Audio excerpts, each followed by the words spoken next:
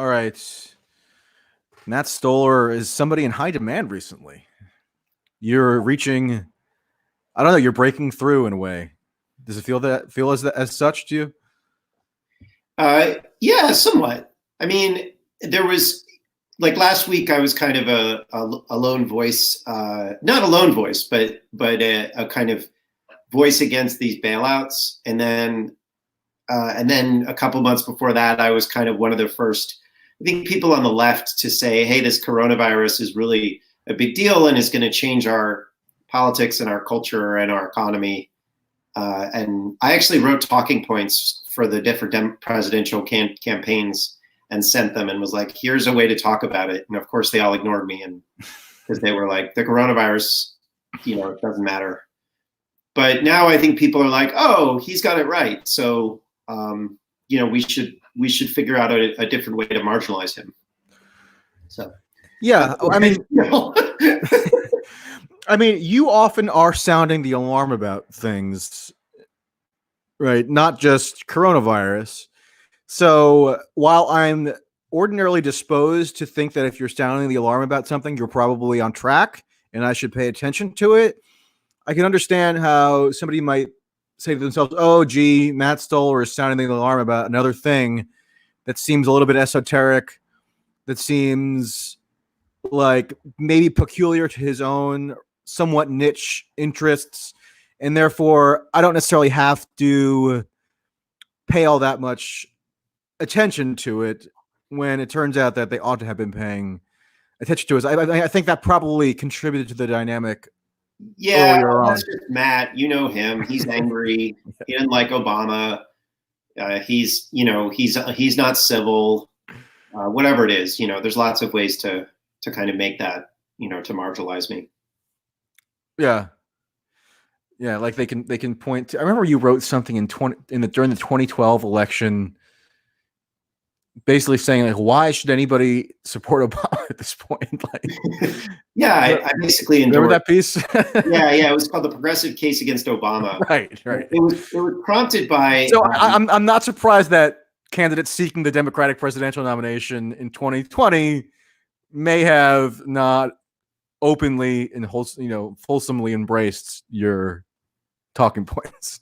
Yeah, I know that's true. I wasn't ever saying to them, you have to like attack Obama. What I was saying is you have to deal with Obama somehow. Right. Like Democrats love that guy, and they also believe he's like a winner, and so they want to go back to that. And you have to make a case that they shouldn't.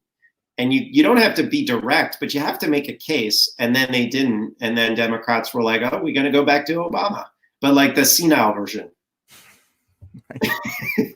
Anyway, with a lighter skin pigment. Yeah, the broader point is that like we have the basic argument that I make is that we need a liberal democracy, and that liberal democracy has to exist. We need to build a government and corporations and markets and social institutions that promote individual and liberty and community sovereignty.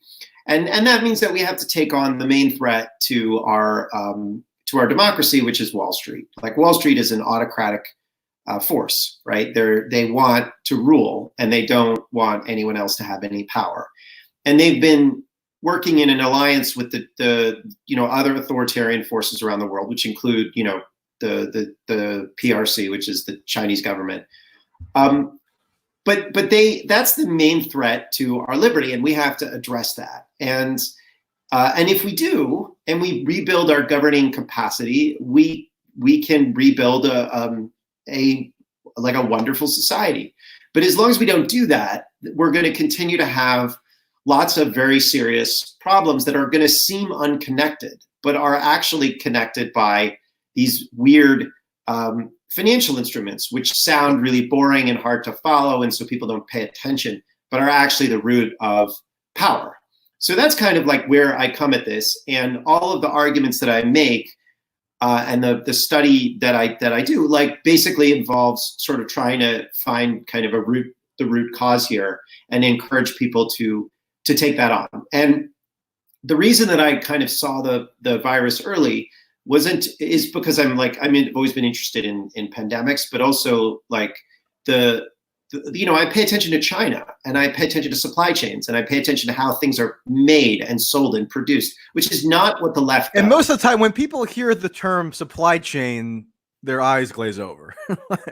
Yeah, no, unless you work, unless it's your expertise, or unless it's something that you're interested in on a day-to-day basis, or unless you make things, right? I mean, like that's right. like people make things in this country, millions of them, but like and look, yeah, supply chain is like a wonky word to like, but like what you're basically saying is the ability to make things, right, and get the things you need to make other things. That's really all it is. And one thing you've talked about is how like the people who are involved in, broadly speaking, like the progressive left, center left intelligentsia, they don't make much of anything except online feuds and right, blog posts. So it's just it doesn't inform their lived experience, really, especially because over the years they become more and more disconnected from organized labor, where there probably would be a more of a kind of tangible pipeline between people who make things and people who sort of intellectualize things. Not that it was ever that simple, really, but you know what I mean. It's become more of like bifurcated strata, and so like the concept of making things, especially to people who live in the digital economy, it's just not something that impinges on their daily life so much. So you can understand why the concept of supply chain is like much more foreign to most of the people discussing this stuff on the internet, especially, whereas they're happy to get involved in just vicious fights over identity concerns and racial and gender issues nonstop. That's something that is very personal to them. But this notion of supply chains and as it relates to actually producing goods isn't as resonant with them by any stretch. Can I troll you for a second? Yeah, sure. I'm going to troll that comment. Please do. I probably deserve it. This is quality trolling or not. So you said people that live in the digital economy.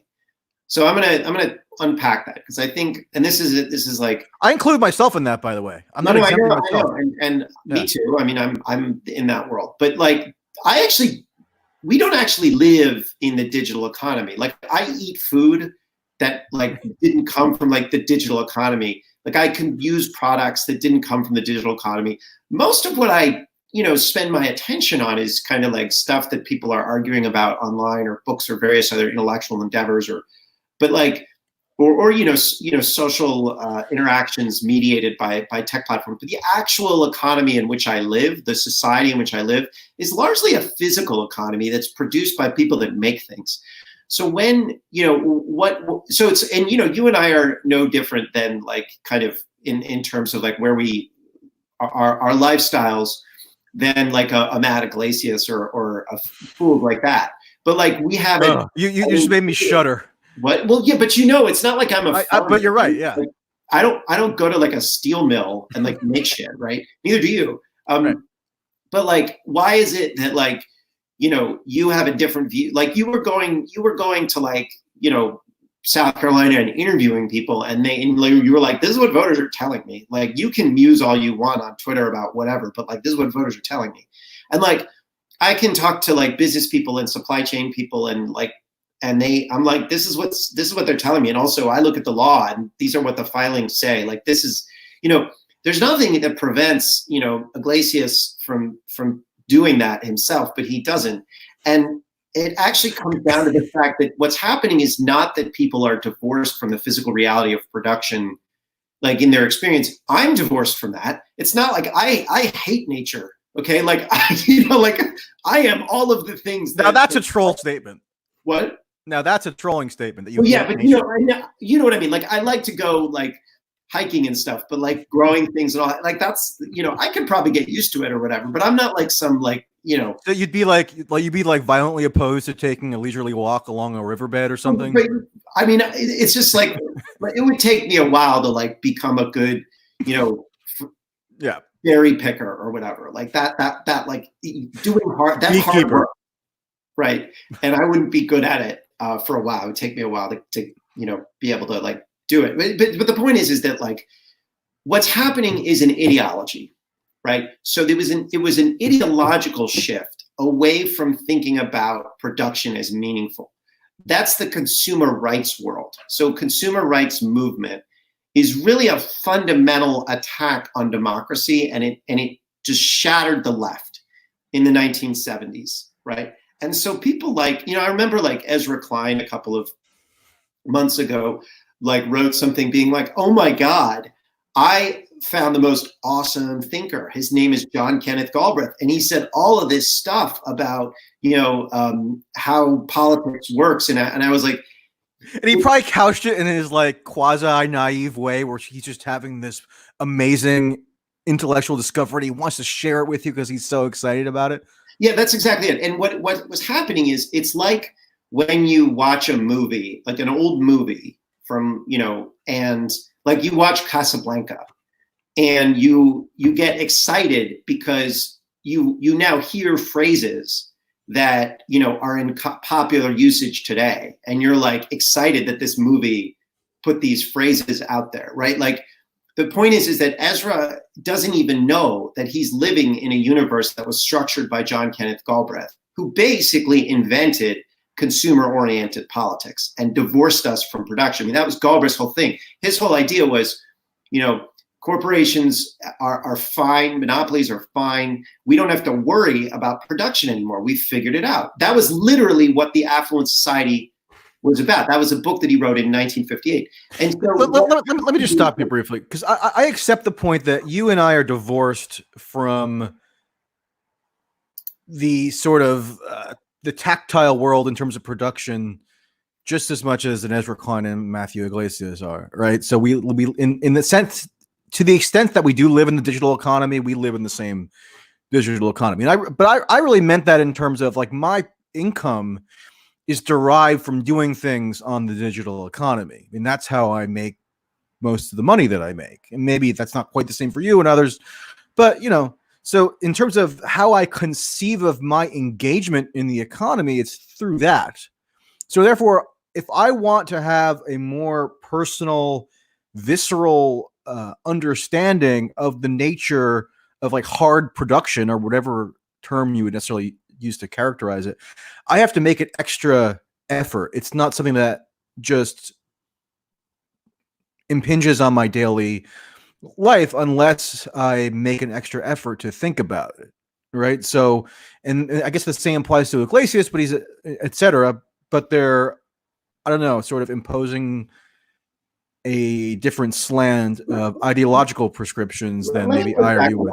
Okay, I think that like, so when you go, people talk about flyover states and they talk about how the blue states are doing well and red states are not, and Trump and all the rest of it. And it's like, you actually, when you live in DC or you live in New York or wherever, like you actually have to train yourself to not see the homeless people you walk by on the street, right? Like it takes effort to not see the physical reality of the world. And we've trained ourselves to not see the physical realities of the world.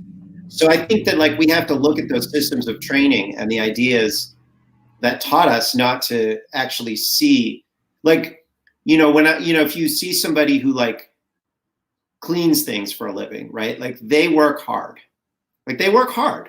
and they have a much less, like, they don't have to, they don't like, I have a much more pleasant lifestyle than they do, but I have been trained for my whole life to think that I am better and superior and work harder than those people because I happen to, use different faculties than they do and have different training than they do. And they like, one day it like occurred to me, it was like, oh, that's actually, that entire intellectual edifice is bullshit. And it actually required me to be trained to not see what they're doing as difficult, even though it is very obviously more difficult than, sitting here and talking to you. Right. So that's like, I think that it's not just that, like, I think it's ideological, right? I'm much more just like an ideological training than actually anything intrinsically physical. Yeah. But think about how much training it requires to understand all of the woke language and all of the like bullshit around privilege and all of the pronouns and all that stuff that's just like, it's a full-time job. It is. You have to get like, it takes years of training to learn how to like not offend, to navigate every rhetorical boundary with the utmost precision so as to avoid giving offense. I mean, it's a full-time job. So that's like that's a visceral. So that's why I think it's ideological, because like what we do is we assume in the Democratic Party, the Republican Party, that the consumer-oriented politics, you assume that that stuff just, that food is grown in supermarkets, right? And that hospital supplies just emerge from the supply closet, and that everything, that when you go behind the supermarket shelf, that there's nothing there. It's just like an automatic, and that's why like Andrew Yang can get up and talk about, universal basic income and be taken seriously, even though it's just crazy. It's a crazy idea that, we've lost more jobs to automation than trade. It's just nuts. And it also is a total gaslighting of the hundreds of thousands of Americans who have trained their foreign replacements, right? It's a total lunatic conspiracy theory, but yet taken seriously. That's just because of ideological training, I think. Yeah.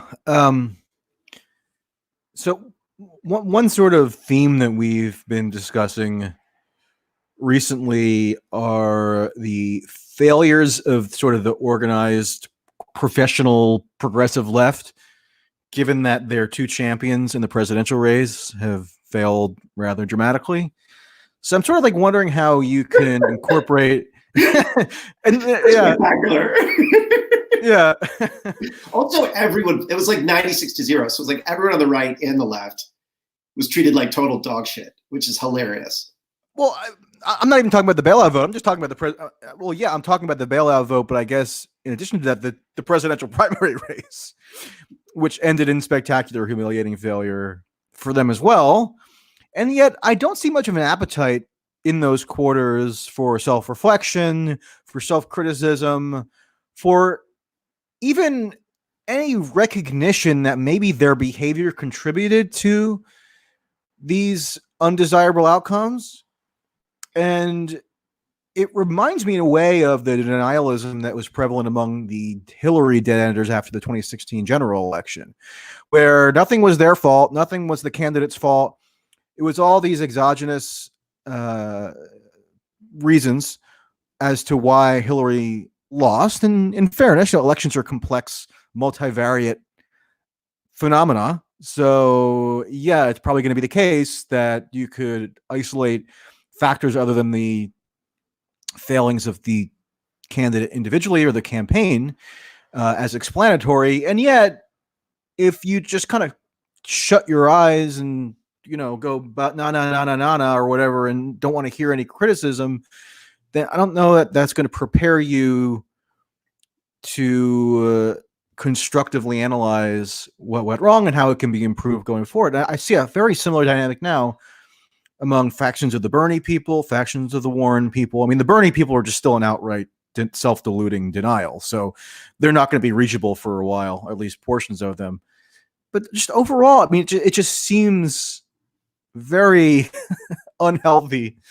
And you're somebody, you were involved in the Netroots movement. You're a little older than me, so like in the Netroots movement, going back to that heyday, when this is my second movement for all. Right, the second movement, and the scare quotes get even more like strained as the movements pile up. But the big achievement of the Netroots movement was to get Nancy Pelosi and Jim Webb and everybody into Congress in 2006.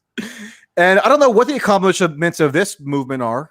Maybe they're taking credit for getting some like former CIA officers elected to suburban districts in 2018. I don't know. And I don't even have like a fully developed question here for you, but you kind of see where I'm going.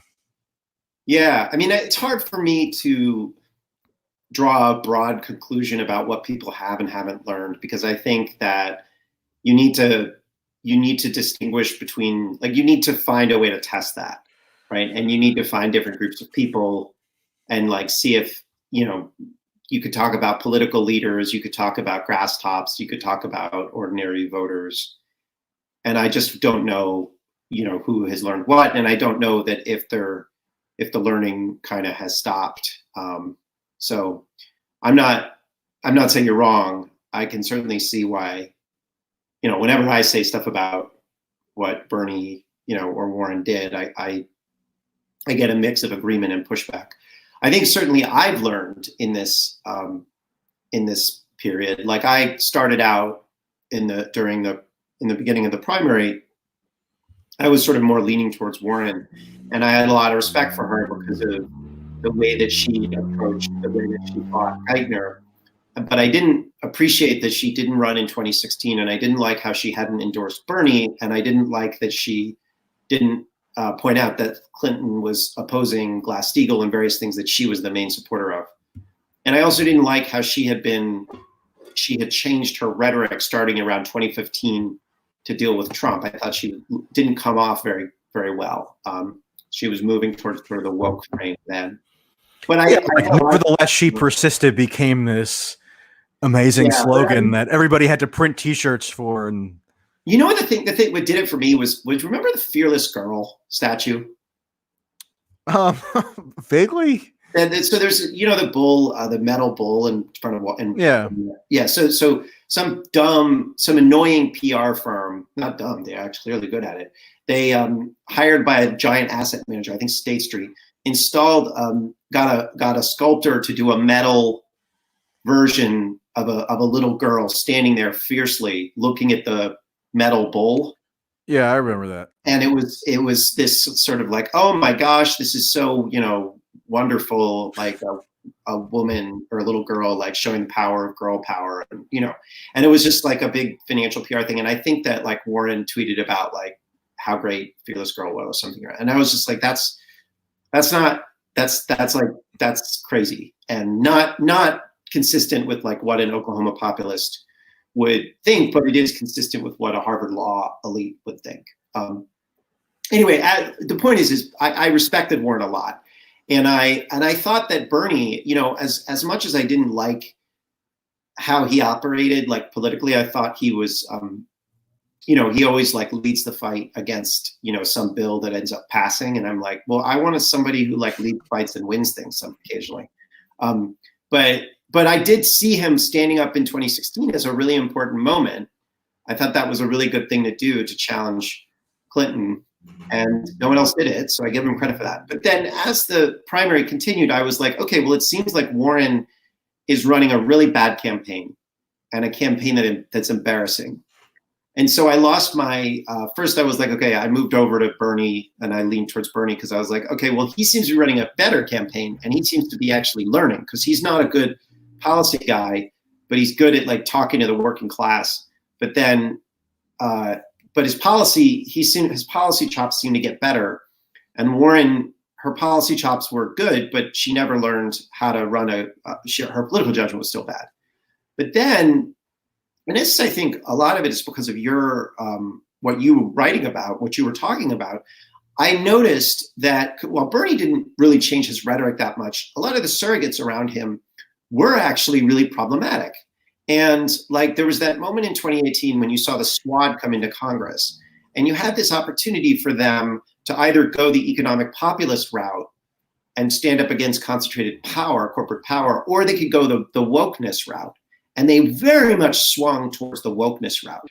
And that was, I think, really, I don't even know that that those were the two choices.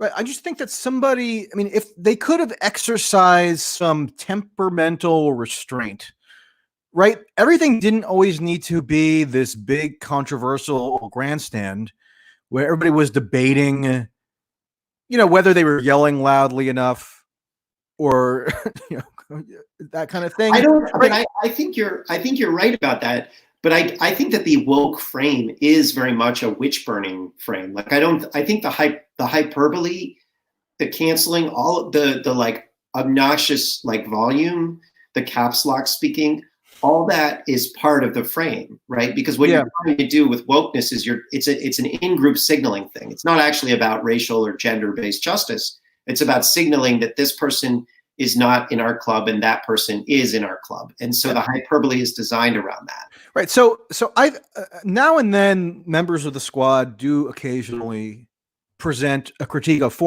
on foreign policy, which is more what I'm focused on day to day. And that's what impressed me about Ilhan Omar when she went after I forget what his name is, the Elliot Abrams. Elliot Abrams, right? Yeah. That was awesome. I was like, this is great. It was, but you know what? The efficacy of what they do, even on foreign policy, is dampened because it all gets subsumed into this woke frame. Totally. Right. Yeah, so exactly. If I want them to take a rational and grounded and measured and effective and incisive perspective on foreign policy issues. Tulsi actually does accomplish this. She's not in the squad, but she does it because she's not always creating an inflammatory culture war out of everything. In fact, she's averse to that. No, I think that's what they do, and then by osmosis, it kind of just infects everything around them. And I'm not even saying I disagree with them on the substance and everything. I don't. I mean, I agree with them on much, especially foreign policy. I was one of the top defenders of Omar when she had this blow up over AIPAC. Remember that? Yeah. But I recognize that the aura that they project is not conducive to achieving better outcomes most of the time. Yeah, well, I agree with that. I would say though, and I think that like actually one thing that happened with this last bailout vote is I do think AOC moved away from that woke frame a little bit. She was very angry about the big business provisions, and you can see that Ilhan Omar and Rashida Tlaib and Ayanna Pressley were not. Although Ayanna Pressley had coronavirus, so she's otherwise occupied. Does she have coronavirus? I didn't realize that. I think she does. No. But like you can just tell that like AOC actually understands political economy, and it was angry about it, and no one else. And I don't just mean the squad, but like no one else really understood what was happening except for like people that agreed with the bailouts. But like, so I think that so anyway. But the point is that what you were saying about Bernie, I think had a big influence on me when I was like, he really isn't doing particularly well. And I like Dave Weigel was also pointing this out. And he didn't do well among rural voters in Iowa. And like Buttigieg did. And like a lot of the I'm sorry, Bernie people in the chat right now who just refuse to accept this, but Bernie did not win the Iowa caucus. I mean, the Iowa caucus was corrupted and botched, and I know that the Shadow app was like this preposterous failure. But if we're just going by what the delegates counts were, guess what? Mayor Pete won Iowa, and that was because Mayor Pete made a strategic decision to kind of establish a foothold in the rural parts of Iowa, and he was surprisingly successful at doing so. And Bernie's margins in those areas eroded dramatically compared to 2016. And then Bernie eked out a relatively small win in New Hampshire, despite having cratered among rural voters there. And then that dynamic got sort of broadened out nationally, and people didn't want to believe it. Yeah, I mean, I think that's right. And I Bernie also lost. He lost obviously black voters to Biden, but he also lost white working class voters to Biden. And so it's like, and there's probably plenty of reasons for that. But like on a basic level, I lost my. I was like, that's really too bad that they ran bad campaigns. But what turned me into somebody that became like deeply disillusioned, I think, with Bernie and Warren, as opposed to thinking that they had problematic judgment, was this bailout. I thought that was a complete betrayal. And just to be clear, they as senators could have exerted substantial influence over the direction of the bailout. They could have even theoretically held it up, whereas in the House of Representatives, it's a different story. So I'm going to. Well, the easiest thing that anyone could have done, Pelosi could have done this, but the progressives could have done this, is it could have made an argument. But just in terms of procedure, right? Okay. Just so people understand, a single member of the U.S. House of Representatives cannot hold up a bill, but a senator can. Correct. But Pelosi, like last week when they were starting to discuss this, and McConnell put up this corporate bailout. And because McConnell had a bill out saying this is what we're going to do. Pelosi could have just said, called the House in, passed a giant unemployment benefit, a simple bill, and said, we need an urgent relief now. Pass this. And then said, we're not doing anything else until you pass this. We're not even going to negotiate until you get this unemployment bill out. It could have been like a 4-page bill, simple. And then said, we are not going to pass anything longer than 10 pages. Everything has to be simple and understandable for the American people. We're going to do a hospital bill now. We're going to do a bill to do universal testing or whatever. We're going to do a bill. And that was the point. I mean, that was the point of Tulsi's yes, emergency UBI resolution. It was, right. I think it was less than a page. Simple stuff. Pass it and say, we are not going to talk to you until you pass this and sign it. We need relief quickly now. We control the House. We are wielding power right now, and they declined to do that. And they didn't want to, and they lied about it too. That's my problem with Warren and Bernie. Organized the progressives in the House and Senate, and they basically put together this argument that they worked for Schumer to like make sure that we didn't get upset with them for bailing out Wall Street. That's basically what happened. It was Wall Street worked with Trump, Mnuchin, and Schumer, and then Schumer's job was to get the progressives to go along. He got Warren and Bernie to organize the progressives to go along, and all of us to go along. And so basically, when you say organize the progressives, are you talking about in terms of marshaling public opinion? Both organizing actually and marshaling public opinion. So actually gathering votes. Yeah. So Warren was in touch with a bunch of progressive House members, being like, we have to be unified around this. Our unity gives us strength. And that's what, and Schumer was saying that, Pelosi was saying that, they were all like, we have to bargain as a block, so we all have to stay on the same page. And they did, and that's what happened, is they did bargain as a block, but they were bargaining for Schumer's demands and Pelosi's demands. And those demands were basically the same thing that Trump wanted, which was, large payouts to the American public, people that need it, small business and so on and so forth. That was bipartisan. And then large payouts to Wall Street. And that was bipartisan too. And so that was like, and they made a silly kabuki argument that, we were fighting to get more unemployment or whatever. And that was just not true. Largely they agreed. And that was the deal. And so it's like, that was a betrayal. So I thought that Bernie and Warren made a series of good decisions and bad decisions and around during the primaries, but what were the good decisions? But I don't feel like they fundamentally betrayed their principles until this bailout. Then I felt like, okay, they have betrayed what they ostensibly stood for. Well, I think like a lot of like Warren's policies were really well laid out. Like I liked when she came out and attacked private equity. I think I liked when she laid out the claim to like break up big tech. It really changed the debate, for example, in European antitrust circles. Like there were Amazon changed some of its practices. Did you like when she seized upon the impeachment furor? And actually, that was when her upward trajectory in the polls in the spring of last year actually really began. I mean, did that seem like a wise thing for her to do in terms of political tactics in hindsight? I mean, I found that to be totally cynical and hollow. I'm sure on some level she did believe that it was 100% urgent to impeach Trump over the Mueller report, but I felt that it was incredibly deleterious for the wider electorate for somebody of her stature to be making that a central focus and to be trying to maximize her political capital based on it. Yeah, I mean, I don't. I know that's not an issue that you followed as closely as I did, but as somebody who followed it closely, I found it.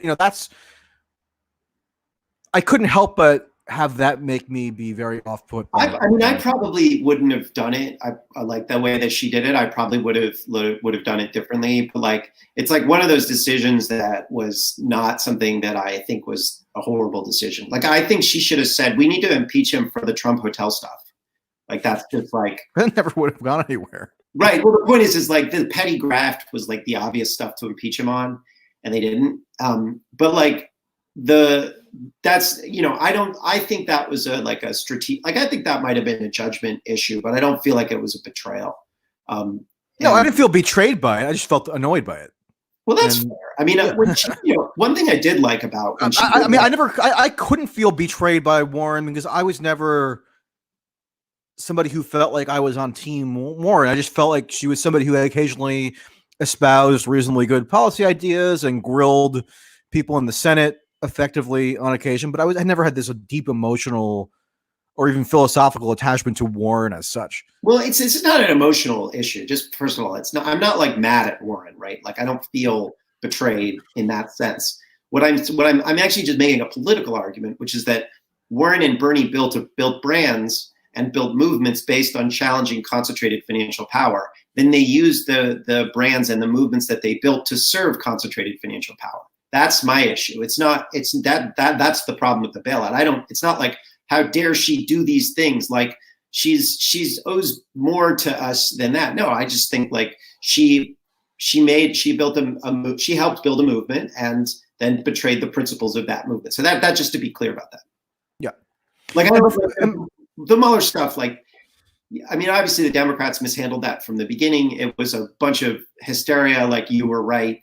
I didn't sort of follow it in depth at the time. It all seemed kind of like stupid, and I probably would have voted for impeachment too. But like, I thought that the way that they handled it, the like save me daddy Mueller, was annoying and obnoxious. Yeah, but it wasn't just that it was annoying and obnoxious. And again, you'd have to be pretty immersed in the details of it to have a clear understanding of this. But it was just substantively wrong and actually actively harmful to the populace. At least that's my perspective. And I feel like it had long-term damage in terms of traumatizing the Democratic primary electorate in particular, and making it seem as though to them that nominating somebody like Joe Biden was necessary to get out the guy who's a Nazi and Russian-backed as quickly as possible. Because if you kind of frame everything in those kinds of histrionic terms, then actually it's logical and rational for Democratic primary voters to behave in the way that they obviously have done. And so that's why, I'm not, when Warren did that, it wasn't just, oh, maybe this is strategically wise, maybe it's not. For me, it was, oh, this actually is creating substantive harms that now change my view of Warren, and it helped explain why, I became regarded as like a top Tulsi supporter, even though I never officially endorsed her, but people know what my opinions are, because she actually departed from consensus on this and other issues where others like Warren and Bernie, just became conformists. You're right about that. You know why I'm a little reluctant to agree, although now I do agree as you talk. It's just because I didn't make that call at the time. Right. So I feel a little bit like it's not fair for me to second guess something that I got wrong, because I was like, yeah, I'd probably vote for impeachment. But what I think Tulsi said this, and Andrew Yang said it too, which and I don't like Andrew Yang, but he had it right, which is like the Trump is not the crisis. The crisis, Trump is a result of the crisis. And this Mueller stuff is like we're using it to ignore the reasons that Trump emerged in the first place. That's a frame that I think is right. And I guess to your point, like the Mueller stuff was actively harmful in trying to address that. And somebody should have stood up and said, no, this stuff is wrong. We're not going to impeach him for this. This is like ridiculous. And well, I mean, Tulsi was the only one. And of course she became demonized to a preposterous extent. And, so that guided my approach to following her, and that's why when she spent her campaign, somehow my name trended on Twitter. That was really funny when like, they were like, you're so sad. It's like every time, I predict something bad is going to happen, and then that bad thing happens, and they're like, oh, Matt, that guy must be so sad about this. I'm like, what?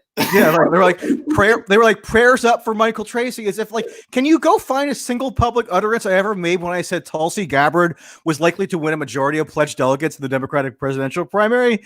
No, that was not my posture. So it's just like, if you want to have a party at my expense online, go right ahead. It only makes me stronger. But you don't need to mischaracterize what I was saying on the subject, or I mean, you can even do that if you'd like. It doesn't bother me. I also think that Biden is going to be a much more liberal candidate, like president, than people think. And I think that I agree. And I think he has a pretty good chance against Trump, like knowing nothing about how voters Right. I mean, because I mean, I think the way to sort of conceptualize what Biden is that he's somebody who's trying to remain at the center of the Democratic Party coalition. Maybe center right slightly, but still somewhere in the center of gravity within the party coalition. And in some ways, the party has moved quote unquote left over, say, the last 10 years. So that means Biden is just going to, by necessity, also move quote unquote left. I mean, I guess it's a little bit arguable whether they have in fact moved left, but let's just accept that as the premise. So, I mean, Biden is going to essentially do whatever it's sort of the median Democratic primary voter and influencer and party operative wants. And if they've generally moved to at least somewhat to the left relative to, like, 2004 or something, then he'll just do that. Biden was also, I also think that, like, people don't realize just how bad a President Obama was. And that, like, Biden within the Obama presidency was like a left-wing force. Like, he wanted to do more left-wing stuff than Obama. He was just loyal to Obama about it. Not on everything, but on a lot of things. And it's like, name some of those things. Well, I think mostly on the economy stuff. Like, he wanted, he wanted more aggressive actions on Wall Street. He wanted more stuff for the middle class. Like, it wasn't uniform. I mean, I'm sure that there were a bunch of things that he didn't, he was like marginally, he was kind of like not that involved in, but he's like closer to labor than Obama. Jared Bernstein was one of his guys, and Jared Bernstein is like more open to sort of left-wing stuff, social insurance, those kinds of things. I mean, I don't want to overstate it. Like, yeah. And on foreign policy, I likewise wouldn't overstate it, but it is the case that on internal debates within the administration over various foreign policy initiatives, Biden was on the relatively less hawkish side and Hillary was on the relatively more hawkish side almost every single time. Yeah. So I think that is meaningful to a marginal degree. Again, not to overstate it, but you also want to be a little bit careful in how you parse Biden versus other potential people who could be in his position right now as nominee. Yeah, I know. And I'm not talking up Biden like I don't think Biden can do the job. I think he has serious competence issues. I think he's has cognitive decline issues. Like, I think he's going to be a bad president. So don't get me wrong. But I also feel like I'm more critiquing the perception of Biden from the online left. Whereas I just don't. And I think the perception of Biden from the online left has clearly been proven disastrously wrong. So why should we take what they say at all seriously? Yeah, I mean, they were screaming that he was. How many times did you hear them scream that Biden was going to implode? Oh, I thought he was done. I mean, I certainly was was in that world. Although I didn't think he was imploding. I just thought he just seems so. And I actually honestly believe that most operatives thought that too. It's not like they did. Yeah. It was. I mean, there was a private survey conducted among Democratic operatives on one of their listservs that got leaked in August of last year, and I think 80% of them said that Warren was going to be the nominee. So I mean, they're just as myopic as anybody else. Well, I do think that I will say this. I do think that Warren had this locked up, and she just really fucked it up badly. She was the front runner before the DNA thing. She was it was a clear path for the nomination. Then she did the DNA thing, and then that destroyed her. Like a lot of people were like, I don't want to get close to this. This is radioactive bad judgment. Then she kind of came back as it became clear there didn't seem to be anybody else, and she was leading.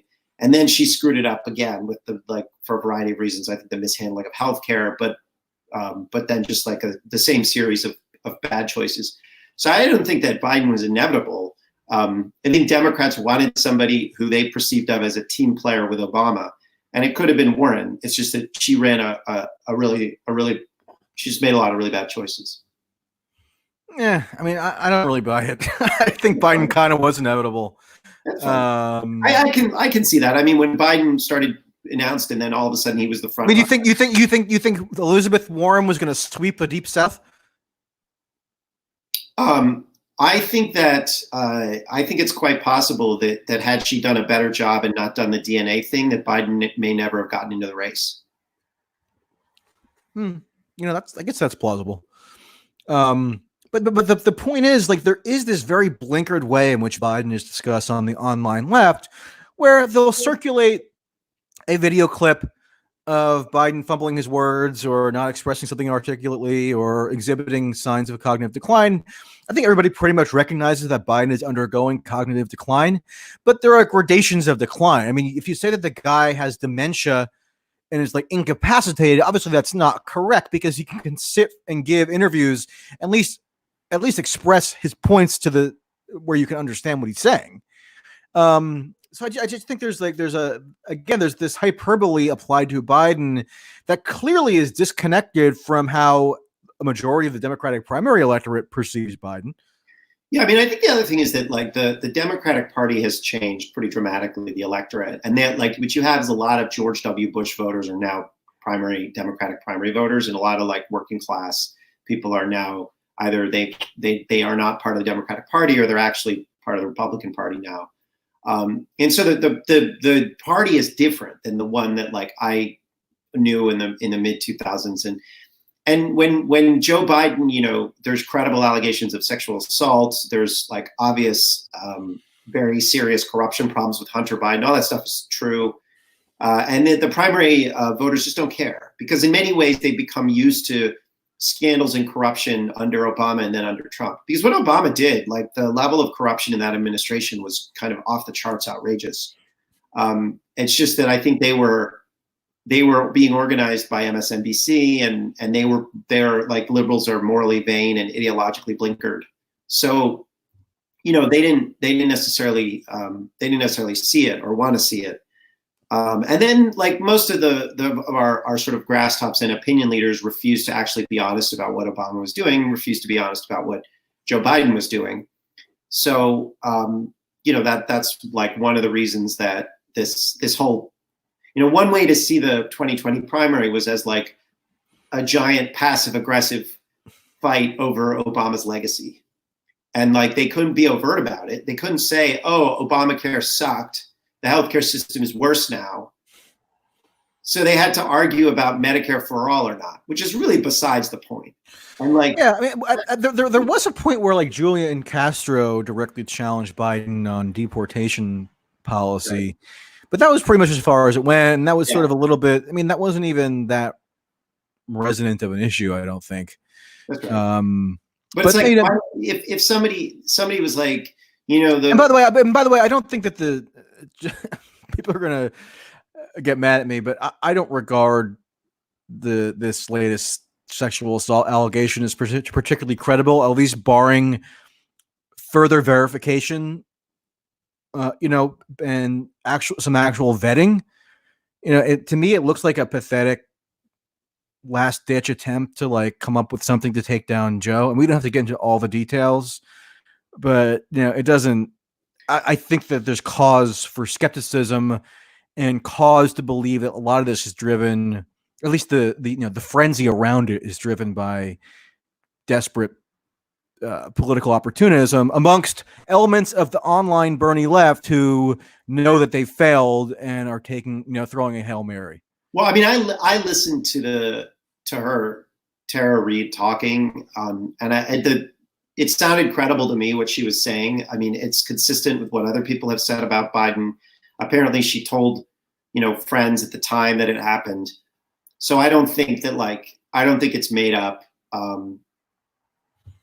You know, but like, but the specifics of the I mean, she went and joined the initial wave of Me Too allegations against Biden a year ago, and said that nothing sexualized happened. Okay, so maybe she just didn't want to. So was she lying then? I mean, the point is that there are potential holes. I think like, you know, I think she was lying then because it's scary, and like to accuse a powerful man like Biden of what he did, to even talk about that, like she was really uncomfortable as she was saying it. I'm not saying that what she said is necessarily like, I'm not saying like I know what happened, but I am saying that like someone like kind of like joining a group of other people and then later on being more explicit about the details, that I think is consistent with somebody who was sexually assaulted might do. I don't think that doesn't strike me as like her losing credibility, to be fair. Yeah, I'm not rendering a conclusive judgment on her credibility one way or another. I'm just saying that. But look, the point. I think a rational standard is to require a little bit more interrogation and vetting before we decide either way. I think that that's right for a criminal trial, but this is for the nomination to become president. So I'm just kind of like, I don't understand why, like this plus the Hunter Biden stuff plus the James Biden. I mean, the Hunter Biden stuff is like, I agree with 100%.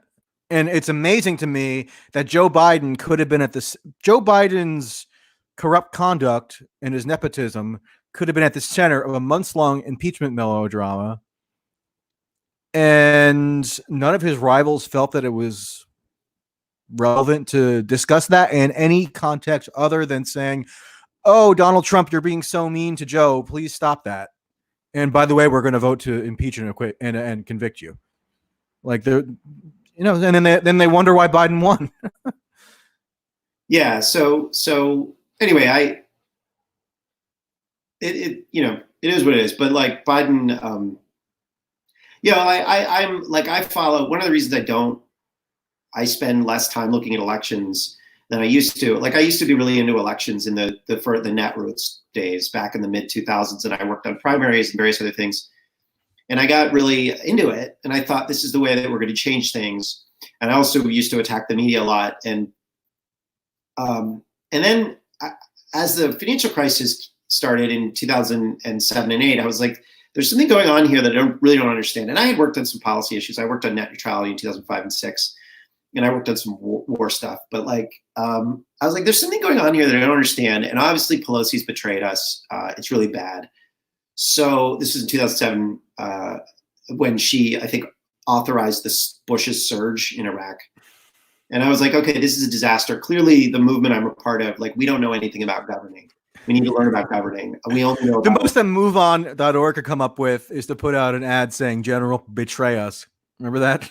I do. And that actually had an impact. And then they withdrew immediately because they were afraid of criticizing the general, which was pathetic. But so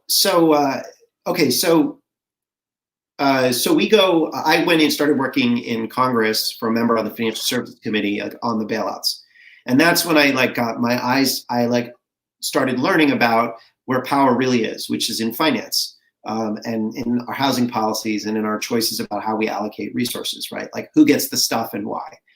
And that's like we have all these like complicated, muted, toned alphabet soup programs, but that's basically all this stuff is. It's who gets what and why. And it's what the left and just they pay no attention to it. And like what I noticed during Occupy Wall Street, and then kind of like it got more and more intense, is that there's this kind of like lazy hand wave around that question, which is, oh, that's just capitalism. And that's just laziness, because like you can go back to 1975 and we had a very different economic system, but one in which there was profit. And you can go to 2005 and we had a different economic system, but one in which there was profit. And you can look at today and say, we have a very different economic system, but one in which there is profit. Like to say, oh, that's just capitalism is lazy. It means you're not actually trying to figure out who gets what and why. You're not looking at the details. So that's when I was like, oh, okay, there's nobody of my ideological makeup that's actually looking at this stuff. I'm going to look at it and I'm going to try to teach people about it, because I feel like if you teach people about things, then they can take that information and use it to make better political and business decisions and make a more fair and just society. And there's a bunch of us that were involved in this during the crisis who have learned and taught. And I think we have learned and taught. And you see a lot more books out about monopoly and a lot more discussion of corporate power. So that's like where I kind of went to. And like, when I look at like elections, one of the reasons I'm like really reluctant to make judgment calls about elections is because they're just so uncertain and I just don't really know. And to really understand the details, you need to like do polling and you need to talk to lots of voters and you need to like have really deep political connections. And that just takes a lot of time and effort and energy, which you're willing to put into it. And I respect that, but it's not what I do. I focus on where I think very few people are looking in the left-wing space, which is actual, like, how do we make syringes and how do we import things, and like what are our banks doing, and like these are questions that I think like I can add some value because like no one else is really looking at it from our perspective. Yeah, and analogously, in order to understand what I believe to be the wide-ranging harms of, for example, the Russia narrative and even impeachment, you really did have to delve into the details, into the substance, understand the logic that was so pervasive and which guided the actions of not just the Democratic Party, but the media. And really have a visceral understanding of all that. You had to actually get deep into it and not just say, oh, this is maybe a distraction from understanding the systemic reasons why Trump got elected, and we have to move on and focus on other things like the Andrew Yang prescription. I just, that was never satisfactory to me. I did get into the details. I even got to the details of the Hillary email stuff in 2016, because if I didn't do it, it was all going to be these knee-jerk Republicans putting their own spin on things when it was a legitimate issue. You just had to know what you were talking about. You had to know the details. You had to read the legal documents, listen to the testimony, and so forth. And so, yeah, I mean, everybody can only do so much. But that's sort of where I felt I had a value added for much of the Trump.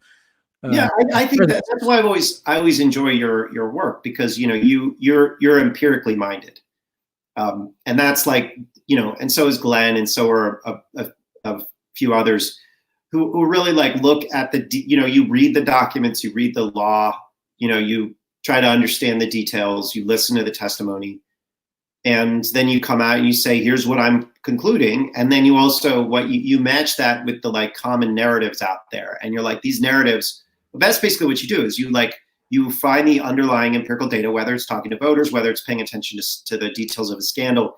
And then you match that to the prevailing like liberal and left-wing narratives. And you say, these don't match up. And that's why people hate you so much, because they know at some level you're right and they can't ignore you. I think that's, I mean,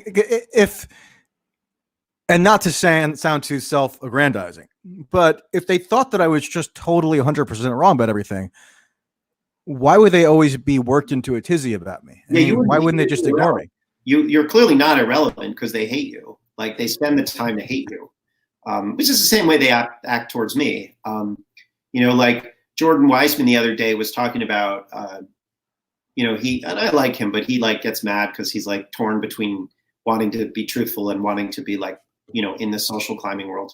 But he was talking about the bailouts and how, I think he was talking about how the stock buyback provision was silly. Like, when did liberals get into making sure that corporations had enough cash on hand? When was that a progressive thing? And I said, and he had been like obnoxious to me earlier in the thread. So I like, typically what happens is when somebody makes a passive aggressive dig at me, I continue in that tone. I can relate to that instinct. Yeah. So I said, he's like, point me to an essay that you did or something that you said about how corporations should hold more cash. And there was a couple of other people were involved in talking about it. So I said, I wrote a book, and one of the chapters is about how Michael Milken, the goal was to drain cash from corporations. I don't understand why Jordan is so ignorant about these things.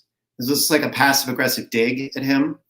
But he was asking for evidence, and he had started off the conversation by being a sort of a jerk. But he was asked for evidence. Then he asked for something that somebody wrote about it. And I was like, well, I have a book, and a chapter in it is about that. So then he responds with, nobody read your fucking book, some other like comment, and then blocks me. And then I love when adults behave this way. Yeah, no, it was just childish. And it's not true that nobody read my book. A lot of people actually read my book, including a lot of members of Congress. Like, the book is really influential. It's not a bestseller. I've read parts of it. I haven't read the whole thing. I admit it's good, isn't it? Parts of it. It is good. Yes. It's like fun. That's the point. Is that it's like fun. Yeah. No, it's good.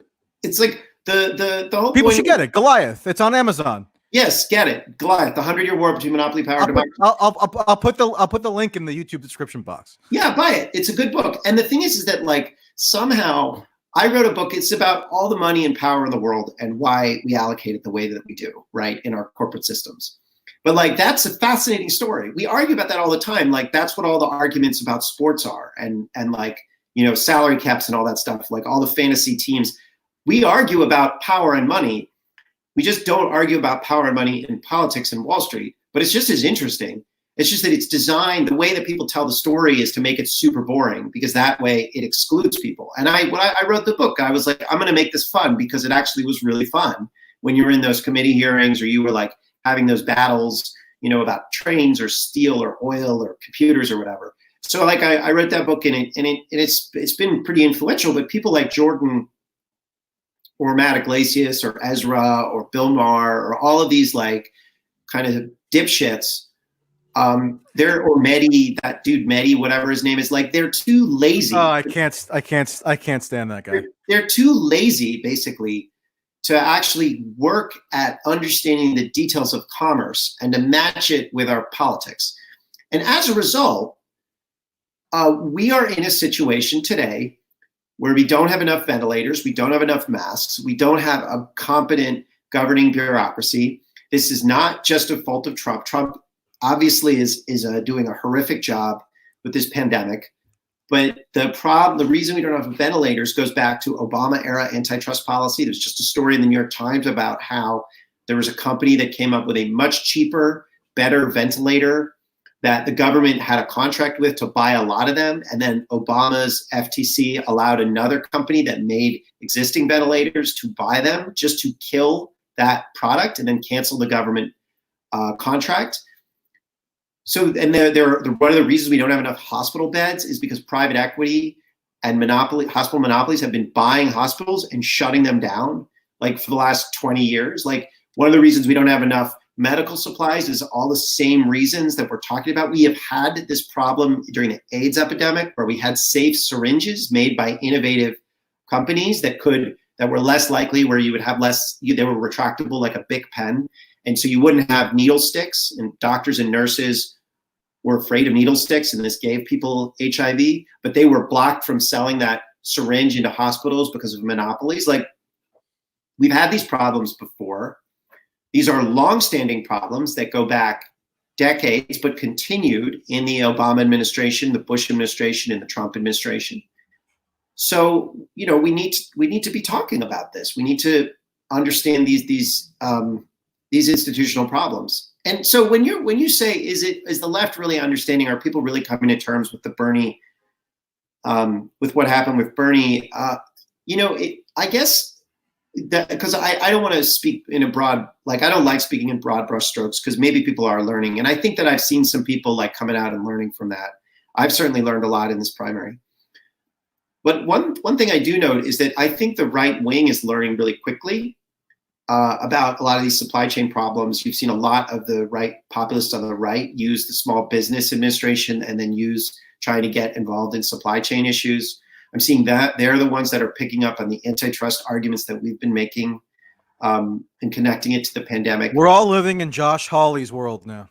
Well, I mean, he fucked up the bailout pretty badly, and that's going to be a stain for him. I mean, it's going to be hard. And look, I talk to insiders on the right and insiders on the left on this, and they all know it. So, this was not good. But the point is that the people in the military, in the Pentagon, in the national security world, in the business world, and in the antitrust world, not antitrust world, they're kind of a disaster.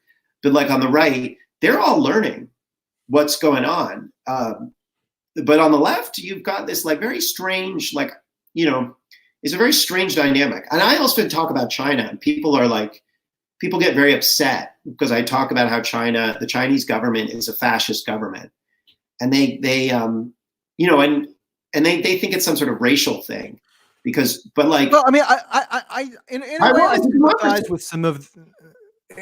way, I sympathize with some of the hostility to your pronouncements on China. Not that I necessarily agree with them, but I am wary of how this pandemic in particular might put us into a position where we're entering into, I don't know, like another 100-year Cold War with China, and we have to build up nuclear stockpiles, and maybe it'll even result in military skirmishes. Who knows what this is going to end up with? So it is worth being mindful of that and how one's rhetoric might contribute to that dynamic. Let me take that on for a second, because I am mindful of that. And what I think is what I find very annoying about this discussion is China has been the bad actor in this relationship for 20 years. Now, let me be clear about something. The Chinese government's plans and goals are fascist in orientation. They are Han supremacists. They are exceptionally dangerous. However, they are in an alliance with the authoritarian system on Wall Street. And Wall Street has benefited enormously from our relationship with China. And fundamentally, the reason that we have turned over so much of our productive capacity and power to a fascist nation is because we have stopped behaving as a liberal democracy. And so when people are like, I don't like this heated rhetoric that you use about China, I get it. Because for most people, they don't necessarily see a huge difference between this fucked up corporatist American system and the fascist, increasingly totalitarian Chinese system. Like, what is there to be proud of America in the last 25 years? There's really, we've made systematically horrible, unethical, immoral, brutal decisions. I totally get it. But my point is— we all have smartphones now. Yeah, well, exactly. Just because we've done awful things doesn't mean that China isn't a much scarier, doesn't have a much scarier aims. It also doesn't mean that the right's approach is to build a military response to China. That is catastrophic. My point is, one of the reasons— Right, like that was John McCain's approach. Remember when John McCain would be screaming about how China was building up its military presence on these artificial islands in South China Sea, and we needed to confront them? We do, because that is actually the most important. We don't need to confront them militarily. But who's upset about that more than we are is the Philippines, is Vietnam, is Taiwan, because that, like, something like 90% of the world's oil flows through that sea, and China is building artificial reefs. There's a lot of oil and minerals in that ocean, in that sea. Like, this is a scary thing that China is doing. China is doing it too. This is not the U.S. fomenting a conflict. This is an aggressive act by a fascist government, and the left can't see it because and it's not primarily aimed at us. It's primarily aimed at other countries in East and South Asia, East Asia and Southeast Asia. But the left can't see it because they're so blinkered in the way that they understand history and race makes it impossible for them to imagine a country that is not controlled by white people, that has power and agency. Can I push you to clarify your terms though? I mean, is fascist, because I know how recklessly the term fascism is used, at least in the U.S. context. So can you guarantee the people watching and me that fascist is the most apt descriptor to describe the Chinese governmental system at present? The Chinese state is fused with its business structures in a fundamental way. So their governance occurs entirely through there's no rule of law. There's not even a nod to a rule of law. Like, we subvert our rule of law all the time, but we have a history and of adhering to certain legal norms, even if we've been violating them for 25 years. Which again, like, but the Chinese, so fusion is when you have concentrated private financial power taking over the state or fused with the state to promote totalitarian ends. And that is what the Chinese have done. Now, the reason it's scary to me is because they are actively trying to export this model all over the world through aggressive, both military and diplomatic and commercial activities. Now, let me just say what the response. Yeah, for example, I mean, the most recent YouTube live stream I had was with this woman who's a journalist in Italy, and she wrote a column for the Wall Street Journal about how China is now doing its sort of like crisis management diplomacy by dispatching resources to Italy, and it's creating domestic controversies in Italy as they're obviously dealing with the extreme fallout from the effect of the coronavirus. So China obviously is using humanitarian relief as a means by which to continue exerting diplomatic influence. So one of the problems with what China is doing there is they're lying about the disease, right? So they lied about the disease early on and undermined and controlled the WHO. So the WHO was actively lying in December and January. It was saying that this disease is not communicable among humans, even though the Taiwanese Taiwanese doctors were communicating with Chinese doctors and saying to the WHO, this disease is as contagious or more contagious than the flu, and the WHO would not listen to Taiwan because Taiwan is not part of the WHO because of Chinese pressure. China has captured the WHO. WHO has been totally disgraceful this whole period, and the Chinese government has been completely disgraceful.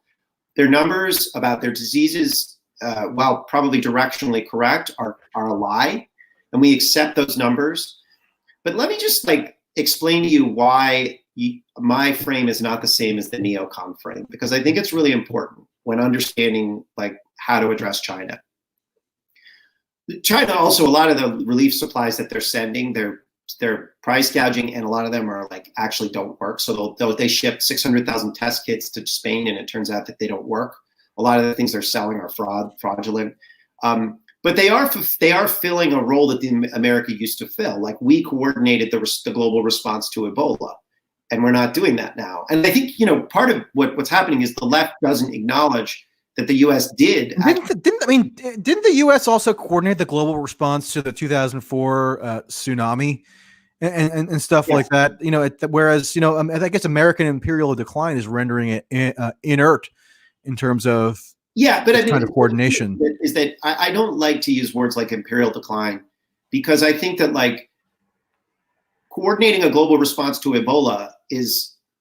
You could look at that as some sort of empire, or you could look at it as a provider of public goods, global public goods. But it's there's nothing inherent about the American order that requires us to murder 500,000 people in Iraq, or to do all right of the we're doing.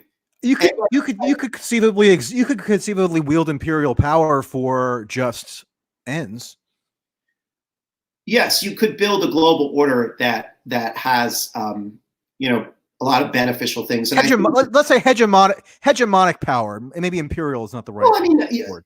I don't think that hegemony, the U.S., the post-World War II order was never a unilateral set of American decisions, and it was never always bad. There were a lot of things in that order that were largely agreed to by people in other countries, and that were good. Right? The basic strategy after World War II was, let's make sure we don't have another world war. And guess what? We haven't had another world war. You can't look at the world and say, only the bad things that happen are the things that we're going to care about. You can't look at the world, and that's the same thing that the neocons do, except in reverse. So the only thing you do is look at the Vietnam War and say that's all we did from 1945 to 1990, you're going to miss out on the fact that Europe was peaceful, really for the first time in 1,000 years, right? That's a big deal to have a peaceful Europe. It's an amazing accomplishment, historically speaking. So, Germany and France are not fighting each other. That's a big deal, right? They had 2 world wars in the 20th century. This is an amazing accomplishment. And I'm not saying that you overlook Vietnam or you overlook Iraq, but I'm just saying it's a more complicated situation, and we are also, the U.S. has given up an enormous amount to play this public goods provider role. Now, the Wall Street has benefited enormously, but it's much more like an internal, Europe likes to whine about how America does, but the reality is whenever they need help or support, they come running to America, and that's true of a whole bunch of other countries. This is not a hegemonic system. This is a global set of arrangements that largely other countries are cool with. It's not yes, we have 145 bases around the world, but it's not like we're an occupying power. Those countries are fine with America having troops there. They do joint military exercises. They want that global security guarantee. I'm not saying that it's a good thing or a bad thing. I'm just saying that it is not. The Iraqi parliament voted to expel American forces in January, but I take the bigger point. But you take the big point, and so anyway, the point here is that Chinese autocracy is expanding not because we haven't confronted them militarily, but because we have refused to act like a liberal democracy. So it is our fault that China is an appealing model because we have not been an appealing model ourselves. So if we want to be an appealing model, if we want to confront China ideologically, if we want to be more than a Chinese vassal state, then we have to actually be ideological competition for the Chinese. And right now, we are not sufficiently different from Chinese fascism to make that argument. So I think that that's like where I'm at. I'm like, we need to confront China, not by being but not by like building up more military weaponry and confronting them militarily, because that's not going to work. That's a nuclear war. We lose, they lose. What we need to do is we need to confront them by being a more appealing model, by actually having a free people, by being more equal in terms of our economic structures, by governing better. And like, what gives China, if we had set up our systems so that we could have been the global coordinating leader against this pandemic, that would have undermined Chinese influence and the Chinese model far better than any sort of military confrontation. If we wanted to overthrow the government of Iran, not that that's necessarily something we would want to do, the best way that we could have done that is not to tighten sanctions, which is just brutal and monstrous, but send a ton of masks and ventilators and doctors and say, hey, your government can't govern, but a global or American American support can help you govern. The people in Iran would overthrow their government real quick, and not in a violent way, but in a nonviolent way. So liberal democracy gives you being able to make things, being able to actually create a more just society and show that that's possible. That's the way to actually take on fascism, not by what the neocons want to do, which is turn us more autocratic and then create a military confrontation, which we're going to lose, or what like I think the sort of blind left wants to do, which is pretend that China is a good actor. So that's kind of where I am, where I am on this. It's like, it's our own fault that we're in this situation. Nevertheless, the situation is what it is. And the response to addressing like China has to do with our own need to do internal reform to actually make us a liberal democracy once again.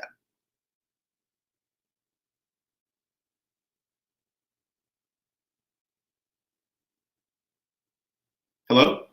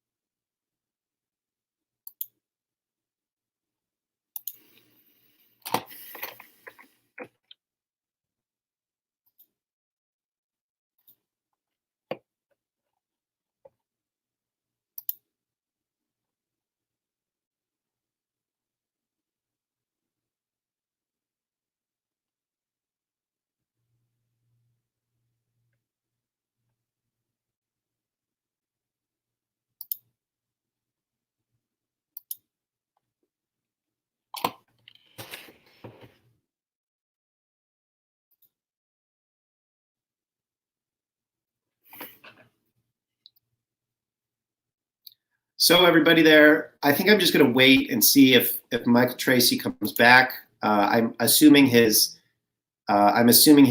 internet has problems, but I'll just stay here until I get confirmation of that.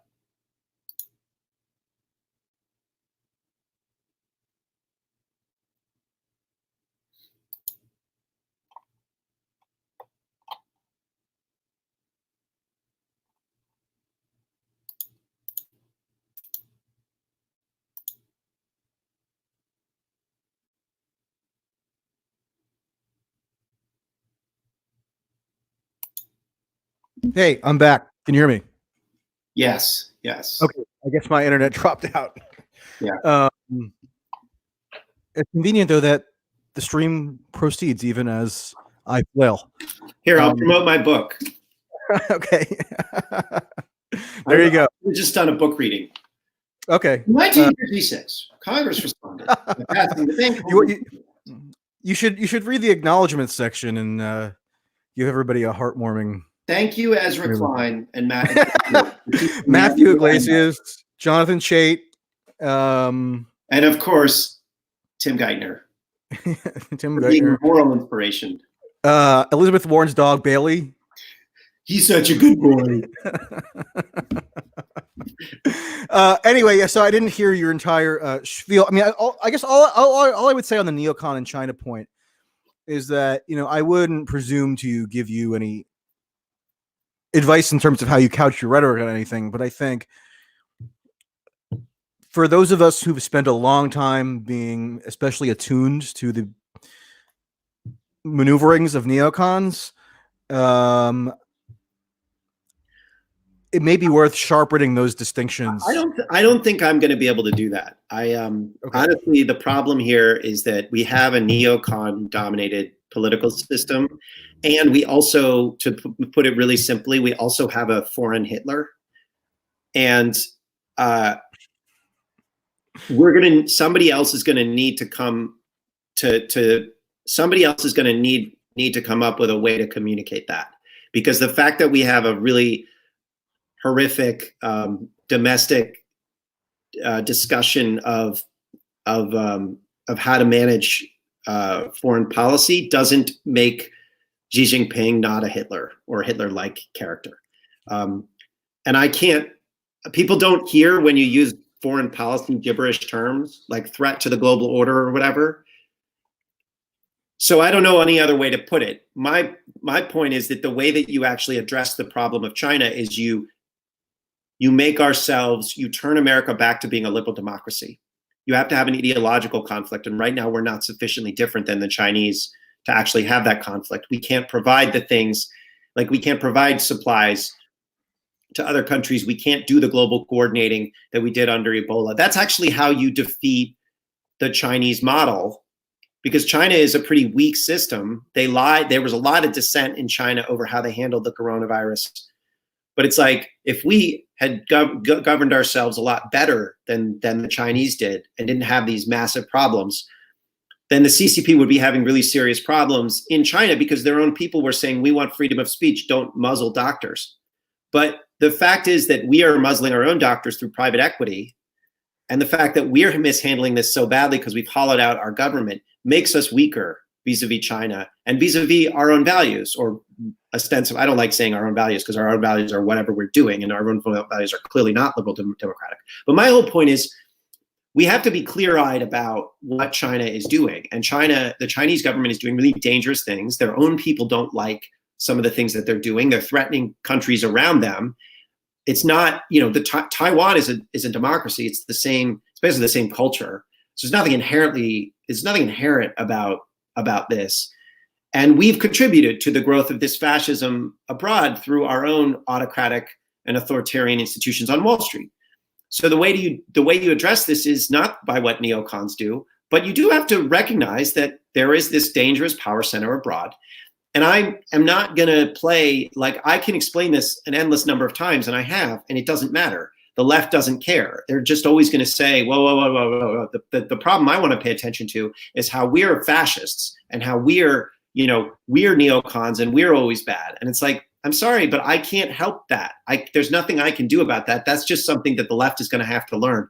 And if they didn't see it when the NBA got censored, and they didn't see it when Disney got censored, and they don't see it as China is saying that the US military created the coronavirus and spread it around the world, at a certain point, I just don't take them seriously. Is that their official messaging? Yes. I mean, I know that there was this one tweet from that government spokesperson all over the world. Absolutely, it is 100% their official messaging. Now they have other people that, once they realized that it was doing damage to their diplomatic apparatus, they sent other people out to say, oh, that's just, that we didn't mean it, but they're still spreading it.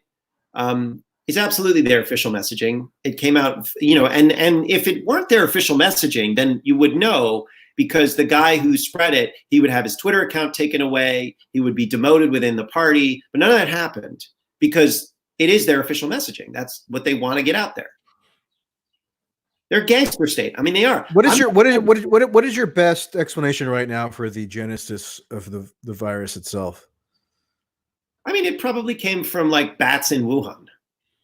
Okay, so the conventional explanation is that's where probably. I mean, there might have been like they might have been fucking around with some stuff in some laboratories, and it's a chance that it accidentally got out. But look, the likelihood of these, we know there are just going to be pandemics sometimes. That's just a reality of just living on a planet.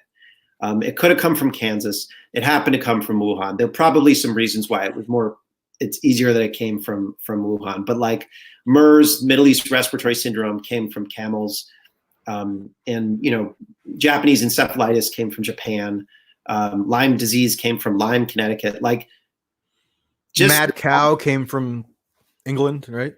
Yeah, I don't know. I don't know. I think it did. Like, diseases are a fact of nature.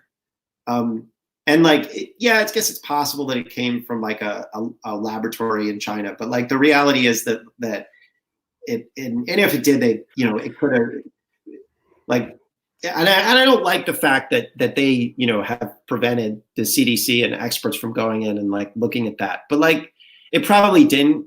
And, but like, I think there's enough there that you can say that the CCP acted like recklessly and irresponsibly and dishonestly from the beginning, as have we have not treated this particularly well, but American institutions, because we have freedom of speech, you don't have to believe the government and you can find alternative sources pretty easily and you don't get arrested for dissenting on things. Now does that mean that like we're handling it well? No, our institutions are pretty corrupt, but it does actually, like one of the things that's nice about America is you can have a complete dishonest kind of moron like Trump in charge, and the institutions still kind of do some things and people can kind of like hector him into acting, right? So that's one thing. But I mean, the hysterical liberal narrative is that all our institutions have utterly collapsed because of Trump. And, whether it's the Department of Justice, whether it's, I don't know, the media, they're saying the media guardrails or all the guardrails of democracy have crumbled because of Trump. And if that were true, then I don't think that you'd see even the mobilization against coronavirus that has occurred, notwithstanding the ineptitude and the tardiness. Obviously, that's right. I mean, I think you're 100% right that like people are not, they're unable, like the Trump derangement syndrome is real, and I think prevents. But I would actually go back. I don't think that it's just Trump derangement syndrome. As long as I've been in politics, there's been this same like attack on free thinkers. So you go back to Bush. I remember when or 9/11, like 9/11 happens, and immediately like Andrew Sullivan is talking about liberals as a fifth column, and you have like Thomas Friedman, and you have a whole bunch of like people that were considered sort of liberals at the time attacking the left, and then immediately once people realized that the war was bad, then all of a sudden you couldn't criticize Pelosi or the Democrats because that was helping Bush. And then when Obama came in and was doing all sorts of bad things, you couldn't criticize Obama because of the Tea Party and the Republicans and like, endless number of excuses why it was always never the right time to actually. You couldn't criticize George W. Bush's FBI director. Right. In relation to his role in the Russia saga, because it was helping Trump. I mean, I'm sure you can imagine how many times that accusation was hurled at me. That's right. And like, per hour. Yeah, that's right. So the whole Trump derangement thing. While there are like unique and interesting aspects to it, I think it's actually part of this whole democratic apparatus, which is designed to squash any kind of dissent towards like their policy framework. So that's just like part of that whole kind of apparatus. And look, I've been able. I mean, I do think there are some unique. I mean, I think it probably is worth underscoring some of the unique qualities of Trump derangement, though, because I mean, his personality is so outsized that people think his communication style and his rhetoric is the single most important aspect of not just his presidency, but our entire political era. And I don't know that was the case with like Obama or Bush, right? There's something unique here that makes people that like cranks up the derangement knob. I don't think that's true. I remember Karl Rove. I mean, Karl Rove is this mega genius, like the right Bush's brain, like the whole idea of like, I remember in 2004, people were like, oh my God, we need our own Fox News. We need our own, like, they have this like giant right. We need Air America. Yeah, exactly. And they got it. They got MSNBC, and it turns out it did exactly the Democrats what Fox News did to the Republicans, which just turned us into a party of people that support oligarchy as long as we get our, like, our people on TV. But like and they have the proper racial and gender and sexual orientation balance. So I anyway, I do think that there are, as somebody who's, I've worked in I've done a lot on antitrust and monopoly, and I think that we've made pretty substantial changes in how our policymakers think about monopoly. I can see that by paying attention to the details and having those ideological fights, we are starting to see changes in the way that antitrust lawyers act. We are starting to see debates within the business community. We're seeing changes in our trade laws.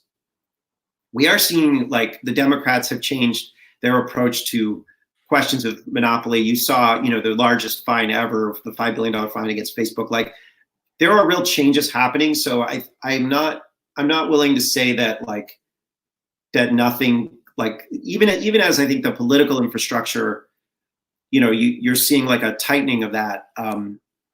Like the left center debate, the left centrist debate between the Bernie people and the Biden people, or the Obama people, whatever, is actually, like, on the one hand, like is masking what I think are actual ideological shifts that are happening among everyone.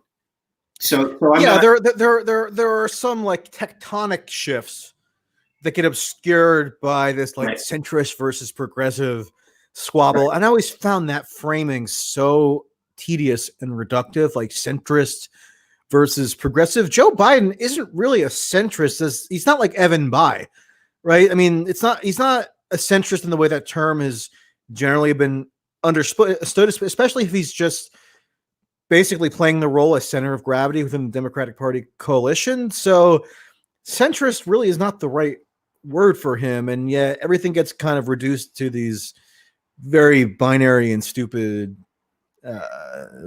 debate pretenses. Yeah, I mean,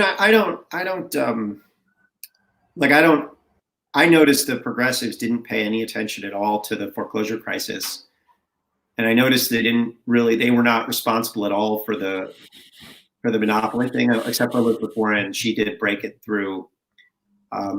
But like the antitrust thing and the monopoly frame, the corporate power, that came from, there was progressives, but there were also a lot of people in the business world. There was a business reform set of arguments.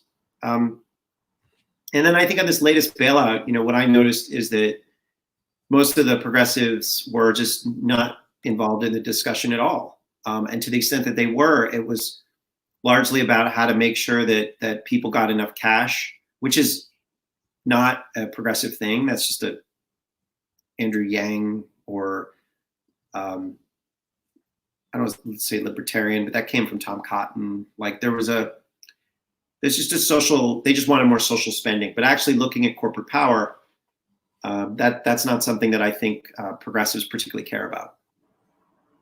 Yep. So.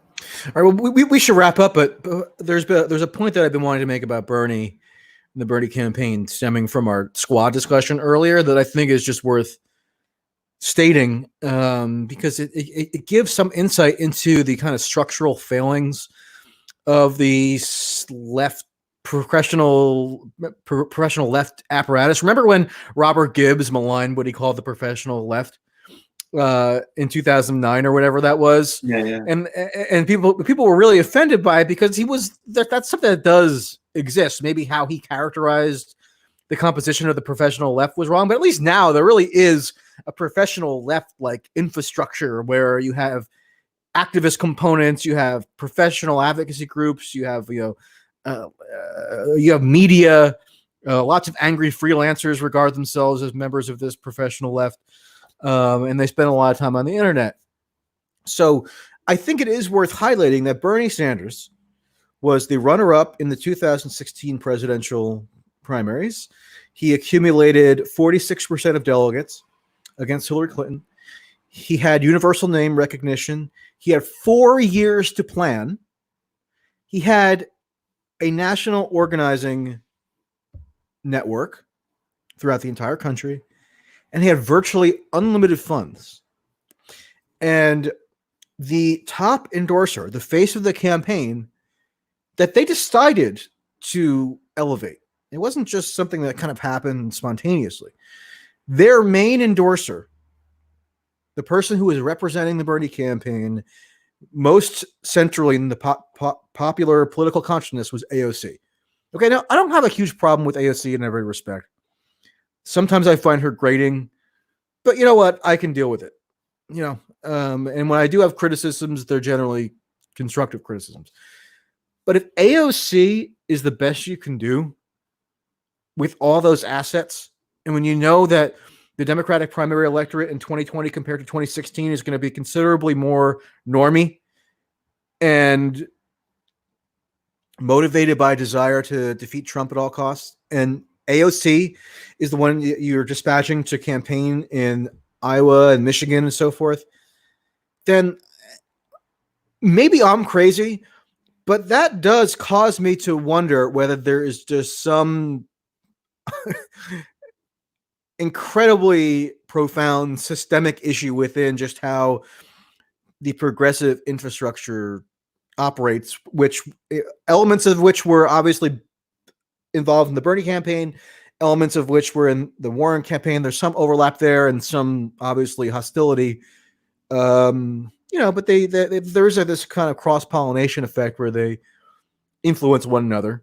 And AOC was the most sought after endorsement. And we wonder why Joe Biden is like laughing and cruising to the nomination just because like he wore aviators and licked an ice cream cone.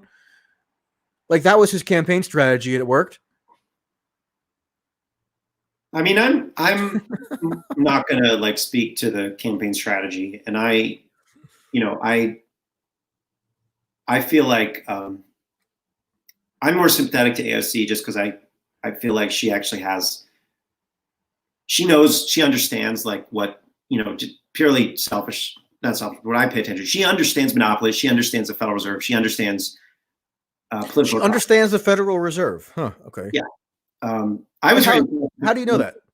Yeah, well, I was very impressed with her when she ran against Joe Crowley, and I was paying attention to her early on because Sheryl Sandberg. I looked at Sheryl Sandberg's giving pattern. I'm laughing because somebody in the comments said, "Listen," like he added me and says, "Listen here, Jack. How do I open a PDF?" Which is like the Biden meme going around where there's like a crying Bernie supporter wearing a Bernie hat. It's like a 27-year-old guy with a beard or something. It's like, you didn't even campaign in Arkansas. And they have a cartoon of Biden saying, "Listen here, Jack. How do I open a PDF?" Anyway, go ahead. That's funny.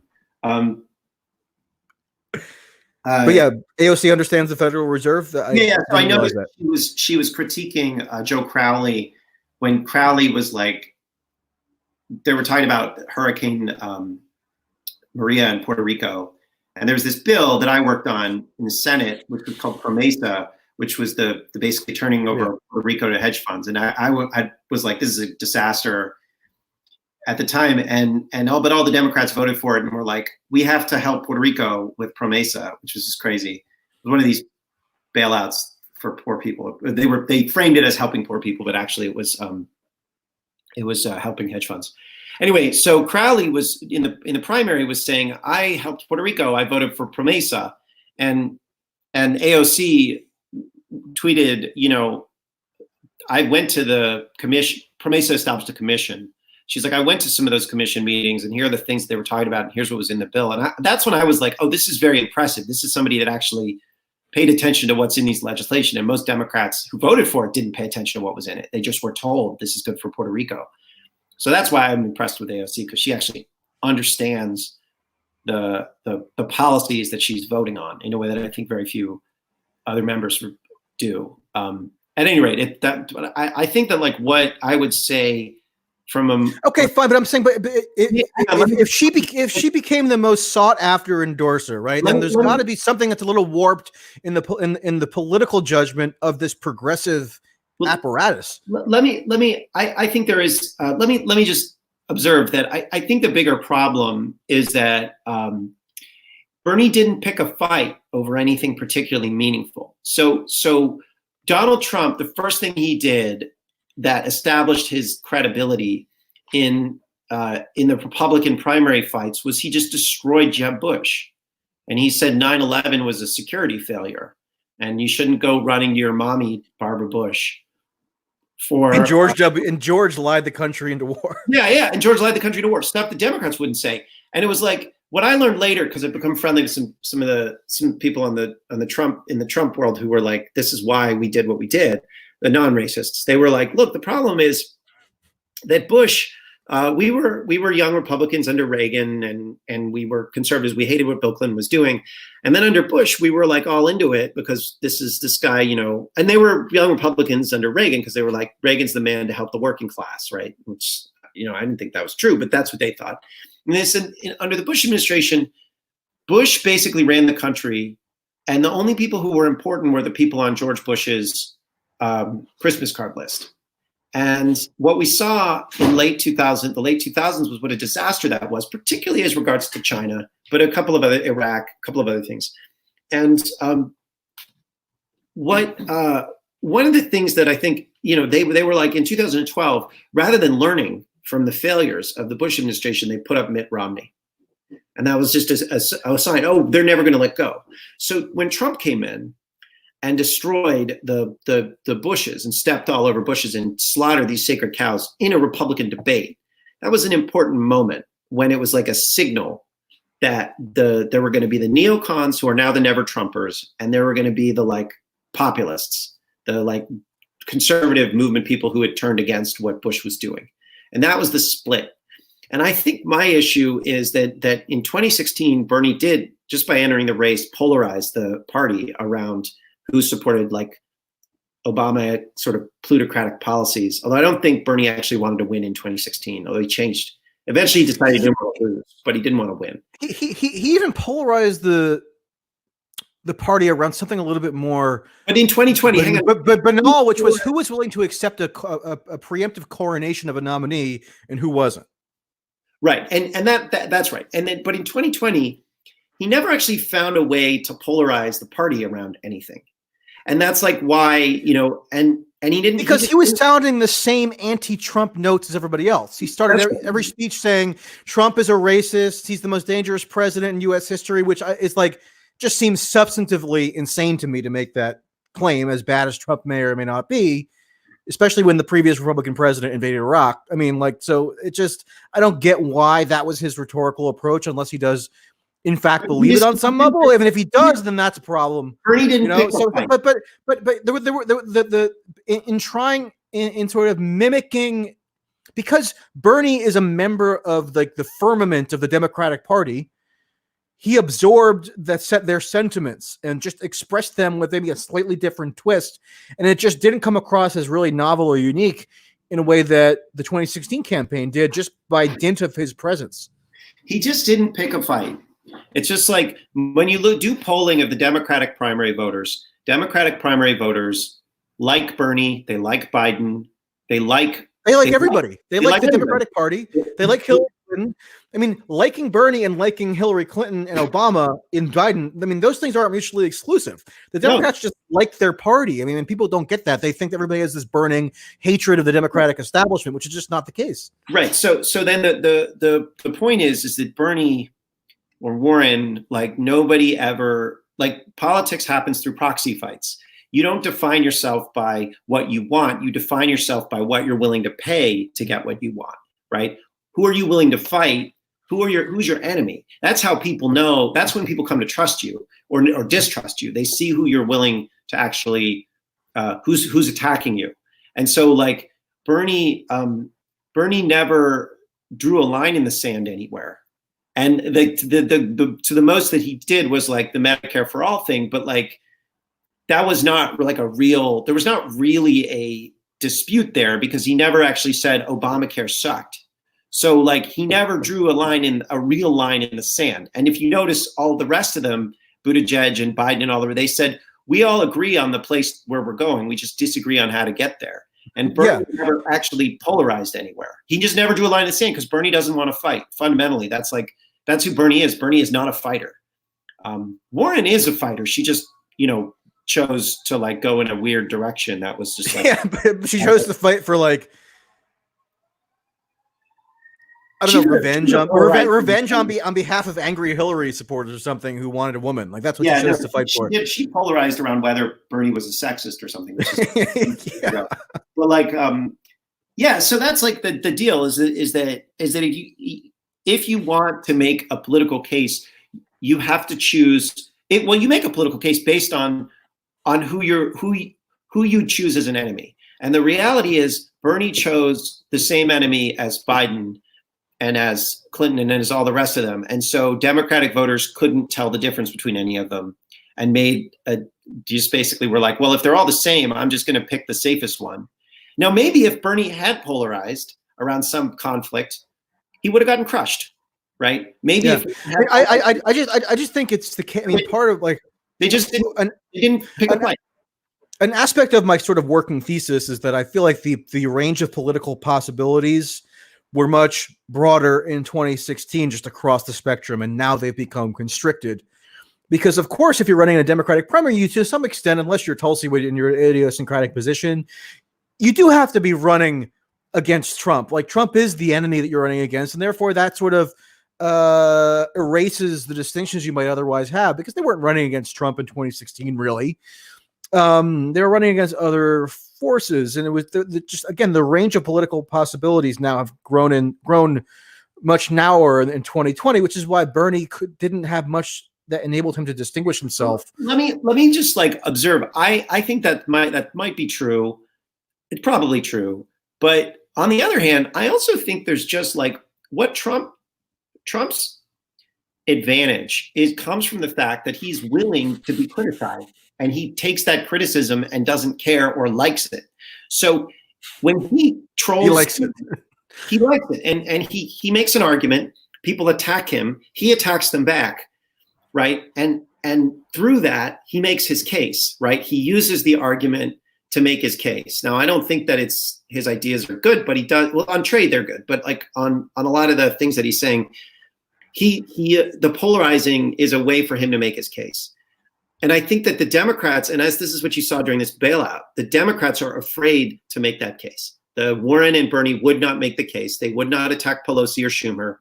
They would not attack the whole process because they are afraid of getting a 24 or 48-hour bad press cycle. They just are. And if Warren had said, this is a bad bill, we shouldn't do it this way, let's just do an unemployment insurance, Pelosi's a bad leader and is doing a bad job, which is what Republicans are happy to do.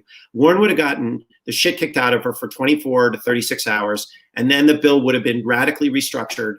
It would have been a victory, and there would have been some harsh, bitter feelings, but she would have or Bernie, whoever did it, they would have clearly wielded power. But they just don't want to take, they're just afraid of a bad 24 to 36 hour news cycle. That's all it is. They're not willing to take the criticism. And that's why Wall Street is governing and they are not. Yeah. You know that popular trope? Can you imagine if Obama did blah, how much, Yeah. And what they're really saying at the end of the day is there would have been people criticizing Obama if he had done something, as if that's actually an impediment to doing anything. It's not. You can do things and people can criticize you and you can still do them.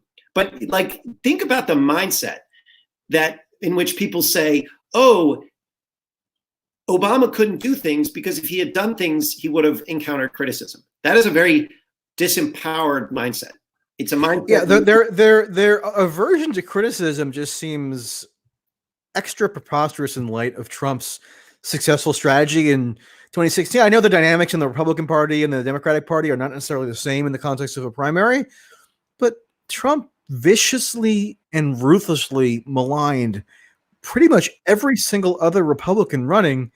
And then what ultimately happened, they all backed Trump. I mean, maybe Jeb Bush had harsh feelings later on still, but like Marco Rubio and Ted Cruz and all these people are, pretty much Trump supporters at this point. So obviously that criticism is impermanent.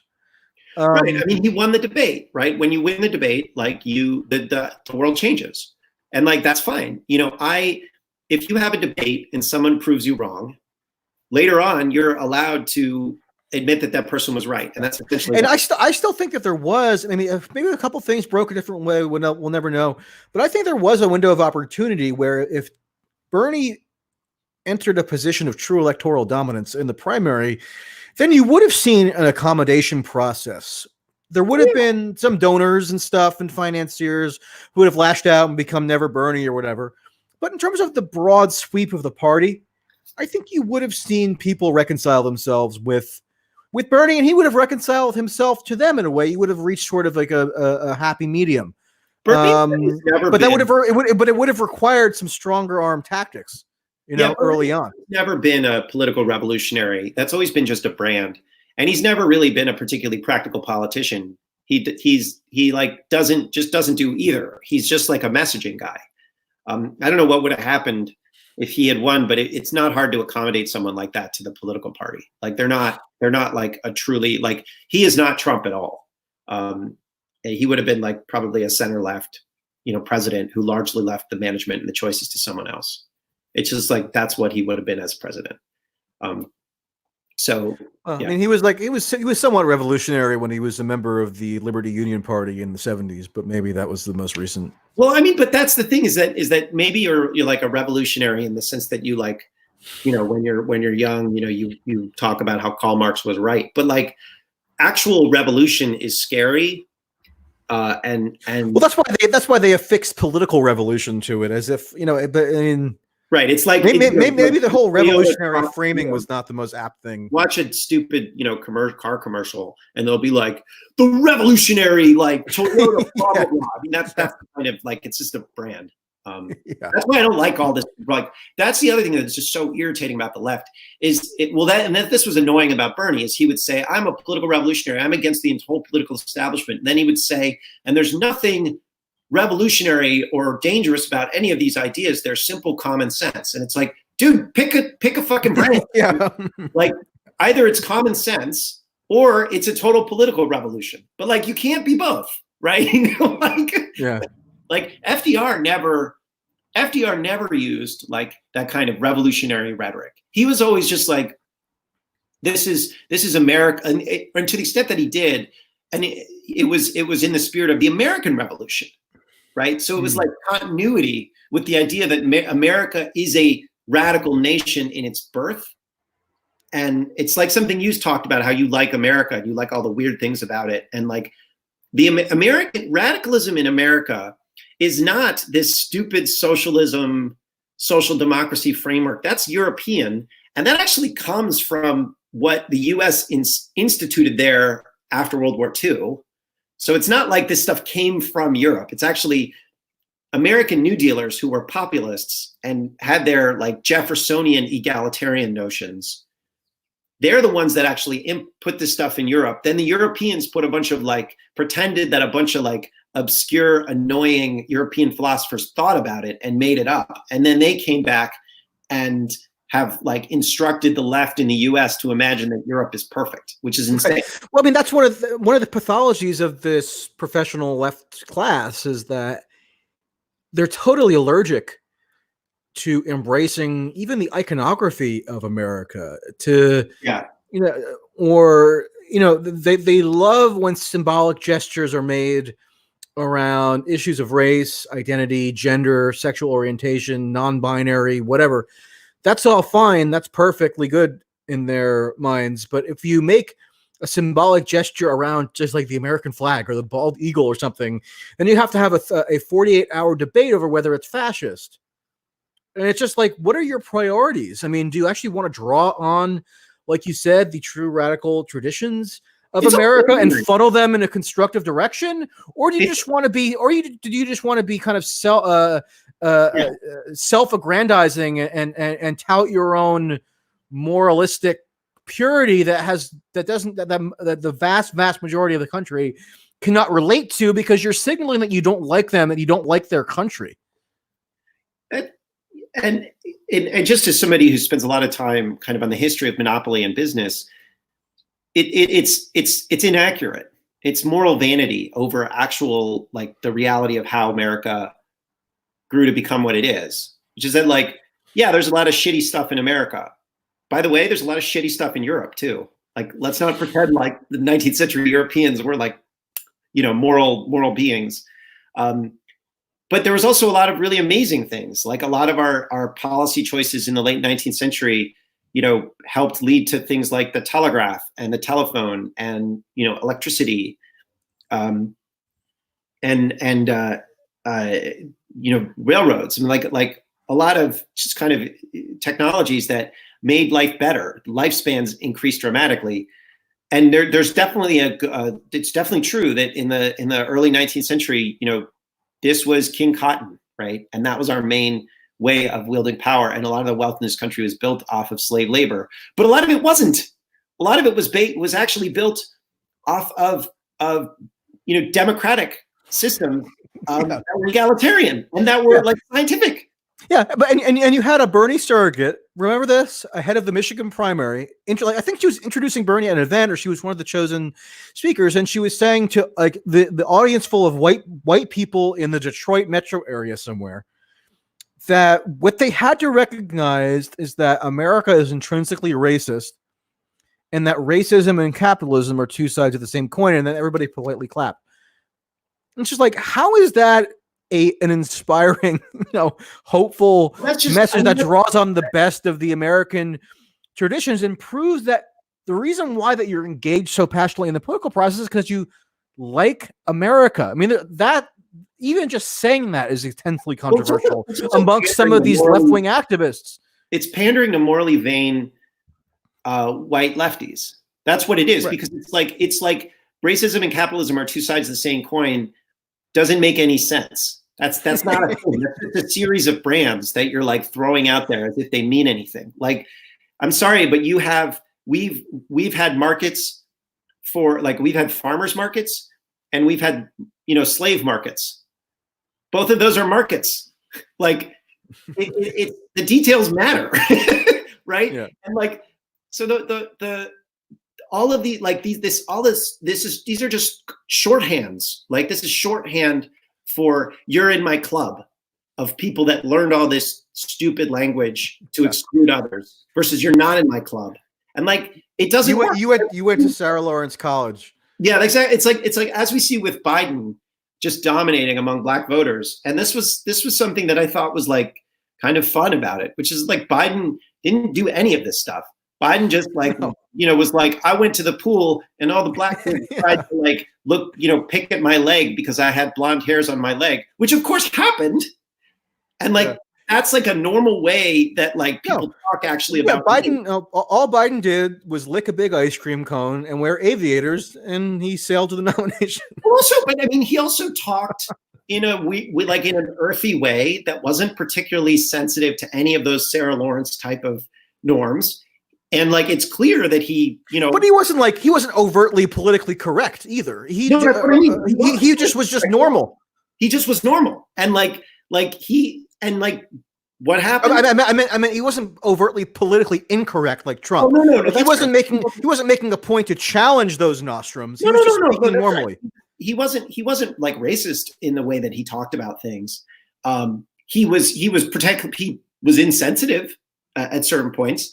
But like, he just talked like, sort of a normal person about race, and he ignored all of that. To the extent that he was insensitive in a way that it's pretty mild amongst 77-year-olds, right? I mean, you would expect a 77-year-old to maybe offend the sensibilities of a 25-year-old on racial issues. And like to the extent that he did that, it's like what you would expect of your grandpa or something. Yeah, I mean that's right. And the other thing is that like some of the things that people attacked him for on race, like the racial justice frames and the prison, the drug war, all that stuff is legitimate, right? That stuff those were really brutal racist policies. But the thing to remember about that is that Black leaders supported that at the time in the 1980s. Like this was not like imposed by, just like the Congressional Black Caucus supported the crime bill. Yes, this was like a lot of Black communities. They were like, we do not like the drug dealer on the corner. We need somebody to deal with that. There's a lot of violence. It's terrible. Like, and there's a lot of racism, right? But the idea that, and I've done a lot of like research. I just did an article in the Prospect, which isn't going to get widely read, but it's about a conflict between Comcast and a group of Black leaders. It's not going to get widely read, not because it's not good or not just as the Prospect, but because it's a pandemic and no one's focused on this right now. Yeah, I mean, everything that you write now, like even if you write about an unrelated subject, you got to work in some reference to Corona, or else it's going to go nowhere. Well, yeah, I mean, but this is basically going into the nuts and bolts of Black politics. And one of the things that's really interesting about Black politics, and one of the reasons it's really hard to organize around monopolies, is because Black communities just don't have any money, and so what that's done is it's warped Black business and Black politics and created a dependency between monopolies and those communities. So what Comcast does is it essentially serves, like when they merged with NBC, they made a bunch of promises to do broadband and give other sort of favors and goodies to like Black communities, and then they gave a bunch of money to the Black Caucus. And it's like they essentially said, we are going to deliver the things to you that white people already get. And you are going to deliver us political power. And that was the deal. And it's not, and you can argue that that's corrupt, but that's kind of besides the point. Is if there was enough capital in the Black community already, then they wouldn't have to make that deal. And the fact that situation exists is, that dependency exists is a structure. It's structurally true about our politics, but it's also complicated, and it's not easy to come in and just start calling names about this and saying that so one group is our group of saints and one group are a group of sinners. Like, it's a complicated situation, and it is rooted in structural racism and often just overt racism. It's also rooted in deep political economy and economic inequities. And I think Black people, I mean, and I'm obviously generalizing here, but I guess your average Black Democratic primary voter, your median Black Democratic primary voter in like South Carolina is much more sensitive to that dynamic than your average like white leftist who wants to be this moralistic poseur. Average Black primary voters and average white primary voters are basically older, and they have a different conception of what politics is than right. Like when Kamala Harris did her little stunt that was pre-planned. It was an ambush against Joe Biden to accuse, saying, where she said, "I'm not accusing you of being a racist, but," which is obviously accusing him of being a racist, and she got a little bit of a boost from that, but the boost, the temporary sort of sugar high boost that she did get, was concentrated among white liberals. Black voters in general responded negatively to it. And all the Democratic operatives who ran focus groups in the South subsequent to that debate episode were shocked to discover that actually it hardened their commitment to Biden and made them suspicious of Kamala Harris. Well, the whole busing thing is really interesting because the busing controversy, well, first of all, then Kamala Harris came out afterwards and said, no, I wouldn't have voted for busing. Yeah, so she had the same position as Biden. But I think the busing controversy was it's another one that, like, obviously you want, if I were there, I would have probably been like, we absolutely need busing. But part of the dynamic there was that, like, rich white schools were not being desegregated.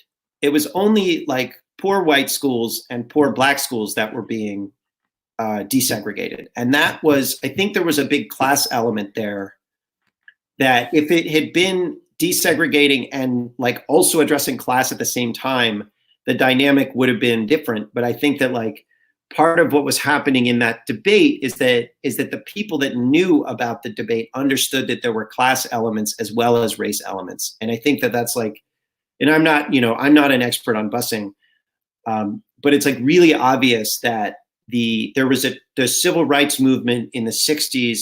And like, this is something that a historian named Judith Stein has written about, which is that like, so a lot of the problems in the civil rights movement, one of the reasons the civil rights movement went upscale in terms of who it was targeting is because of decisions, and this is where the Cold War comes into it. There was decisions to start deindustrializing the country in the 60s and 70s. This was decisions by like Paul Volcker and those types of people to export the middle class to like allies for geopolitical reasons. But those were particularly auto industry and the steel industry. Those were the areas where you had a large number of working class, unionized black and white voters. And when those industries started shrinking for geopolitical reasons, then what the seniority system ended up causing a like huge. It basically made it so that, you know, it was like, are you going to adhere to the seniority system and fire the black workers first? Or are you going to adhere to the norms of the civil rights movement and like do it in terms of racial equity? But either way, you're saying there's a group of black workers and there's a group of white workers, and we're going to force them to compete over the same resources for geopolitical reasons. And that was, and Judith Stein wrote about this, it's like that creates, if there isn't racial tension there, that creates racial tension. And if there is racial tension there, it makes it much worse. So this is like the unstated part of our politics. And so what a lot of the civil rights strategists, what they did in the 70s is they said, that working class stuff is too difficult. We're going to go upscale and try to get affirmative action in colleges and universities. We're going to try to make this sort of more of a legalistic, try to spread more credit more equitably. And a lot of that stuff is really important and good. But there was there are broader structural problems in a lot of the ways that we addressed political economy and civil rights that I think we're going to have to deal with those. And I think we can. I think that this stuff is, I think part of what's happening is that a lot of the woke language that we're dealing with, people think it's like relatively new, but I actually think it's like, it is part of that overall strategy. It's like the tail end of that like 1970s weird model of trying to like deal with race without dealing with class. And I think we're going to get to a different place because it's really obvious that we have to. I don't know. That maybe that's you know. Well, then we could either spend another 2 hours talking about busing in the 1970s, or we could call it quits right now. Yeah. Which I think is probably justified at this point. So anyway, it's fun, and anyway, we'll probably get a lot of criticism for this. So there we go. That's all right. I think you and I thrive on that to some perverse extent. So well, maybe. I mean, look, I want I think a society that's just basically what liberal Democrats want. I just, looking at the details of how we've done. I mean, I think we have a real reckoning to do with how we've approached the world for the last 25 years. It doesn't make me happy, and I want to be wrong about a lot of the things that I say. I really do. I hope I'm wrong about a bunch of the things that I've said today, because that would mean that the world would be a better place than I suspect it is. Yeah, I mean, I guess I agree, but I'm just not sure. Well, I don't obviously liberal Democrats stand for at this point, so I'm not going to just state that I have any sort of intrinsic affinity with them. Oh yeah, no, me neither. I'm not until the reckoning happens. I want to keep my distance. I'm like a New Deal Democrat, which is not obvious to me that like that's in the Democratic Party right now or Republican Party. It's just like, yeah, it's either you have like corporatists who use identity to like mask their failings, or you have like delusional socialists. Like those are the camps to choose from. Or maybe we're learning. Maybe there's like under the surface, there's bubbling, and like we're all kind of learning. I think it's possible. Maybe so. All right, let's end the broadcast then. Thanks, man. Talk to you later. All right, Bye. talk to you later. Bye.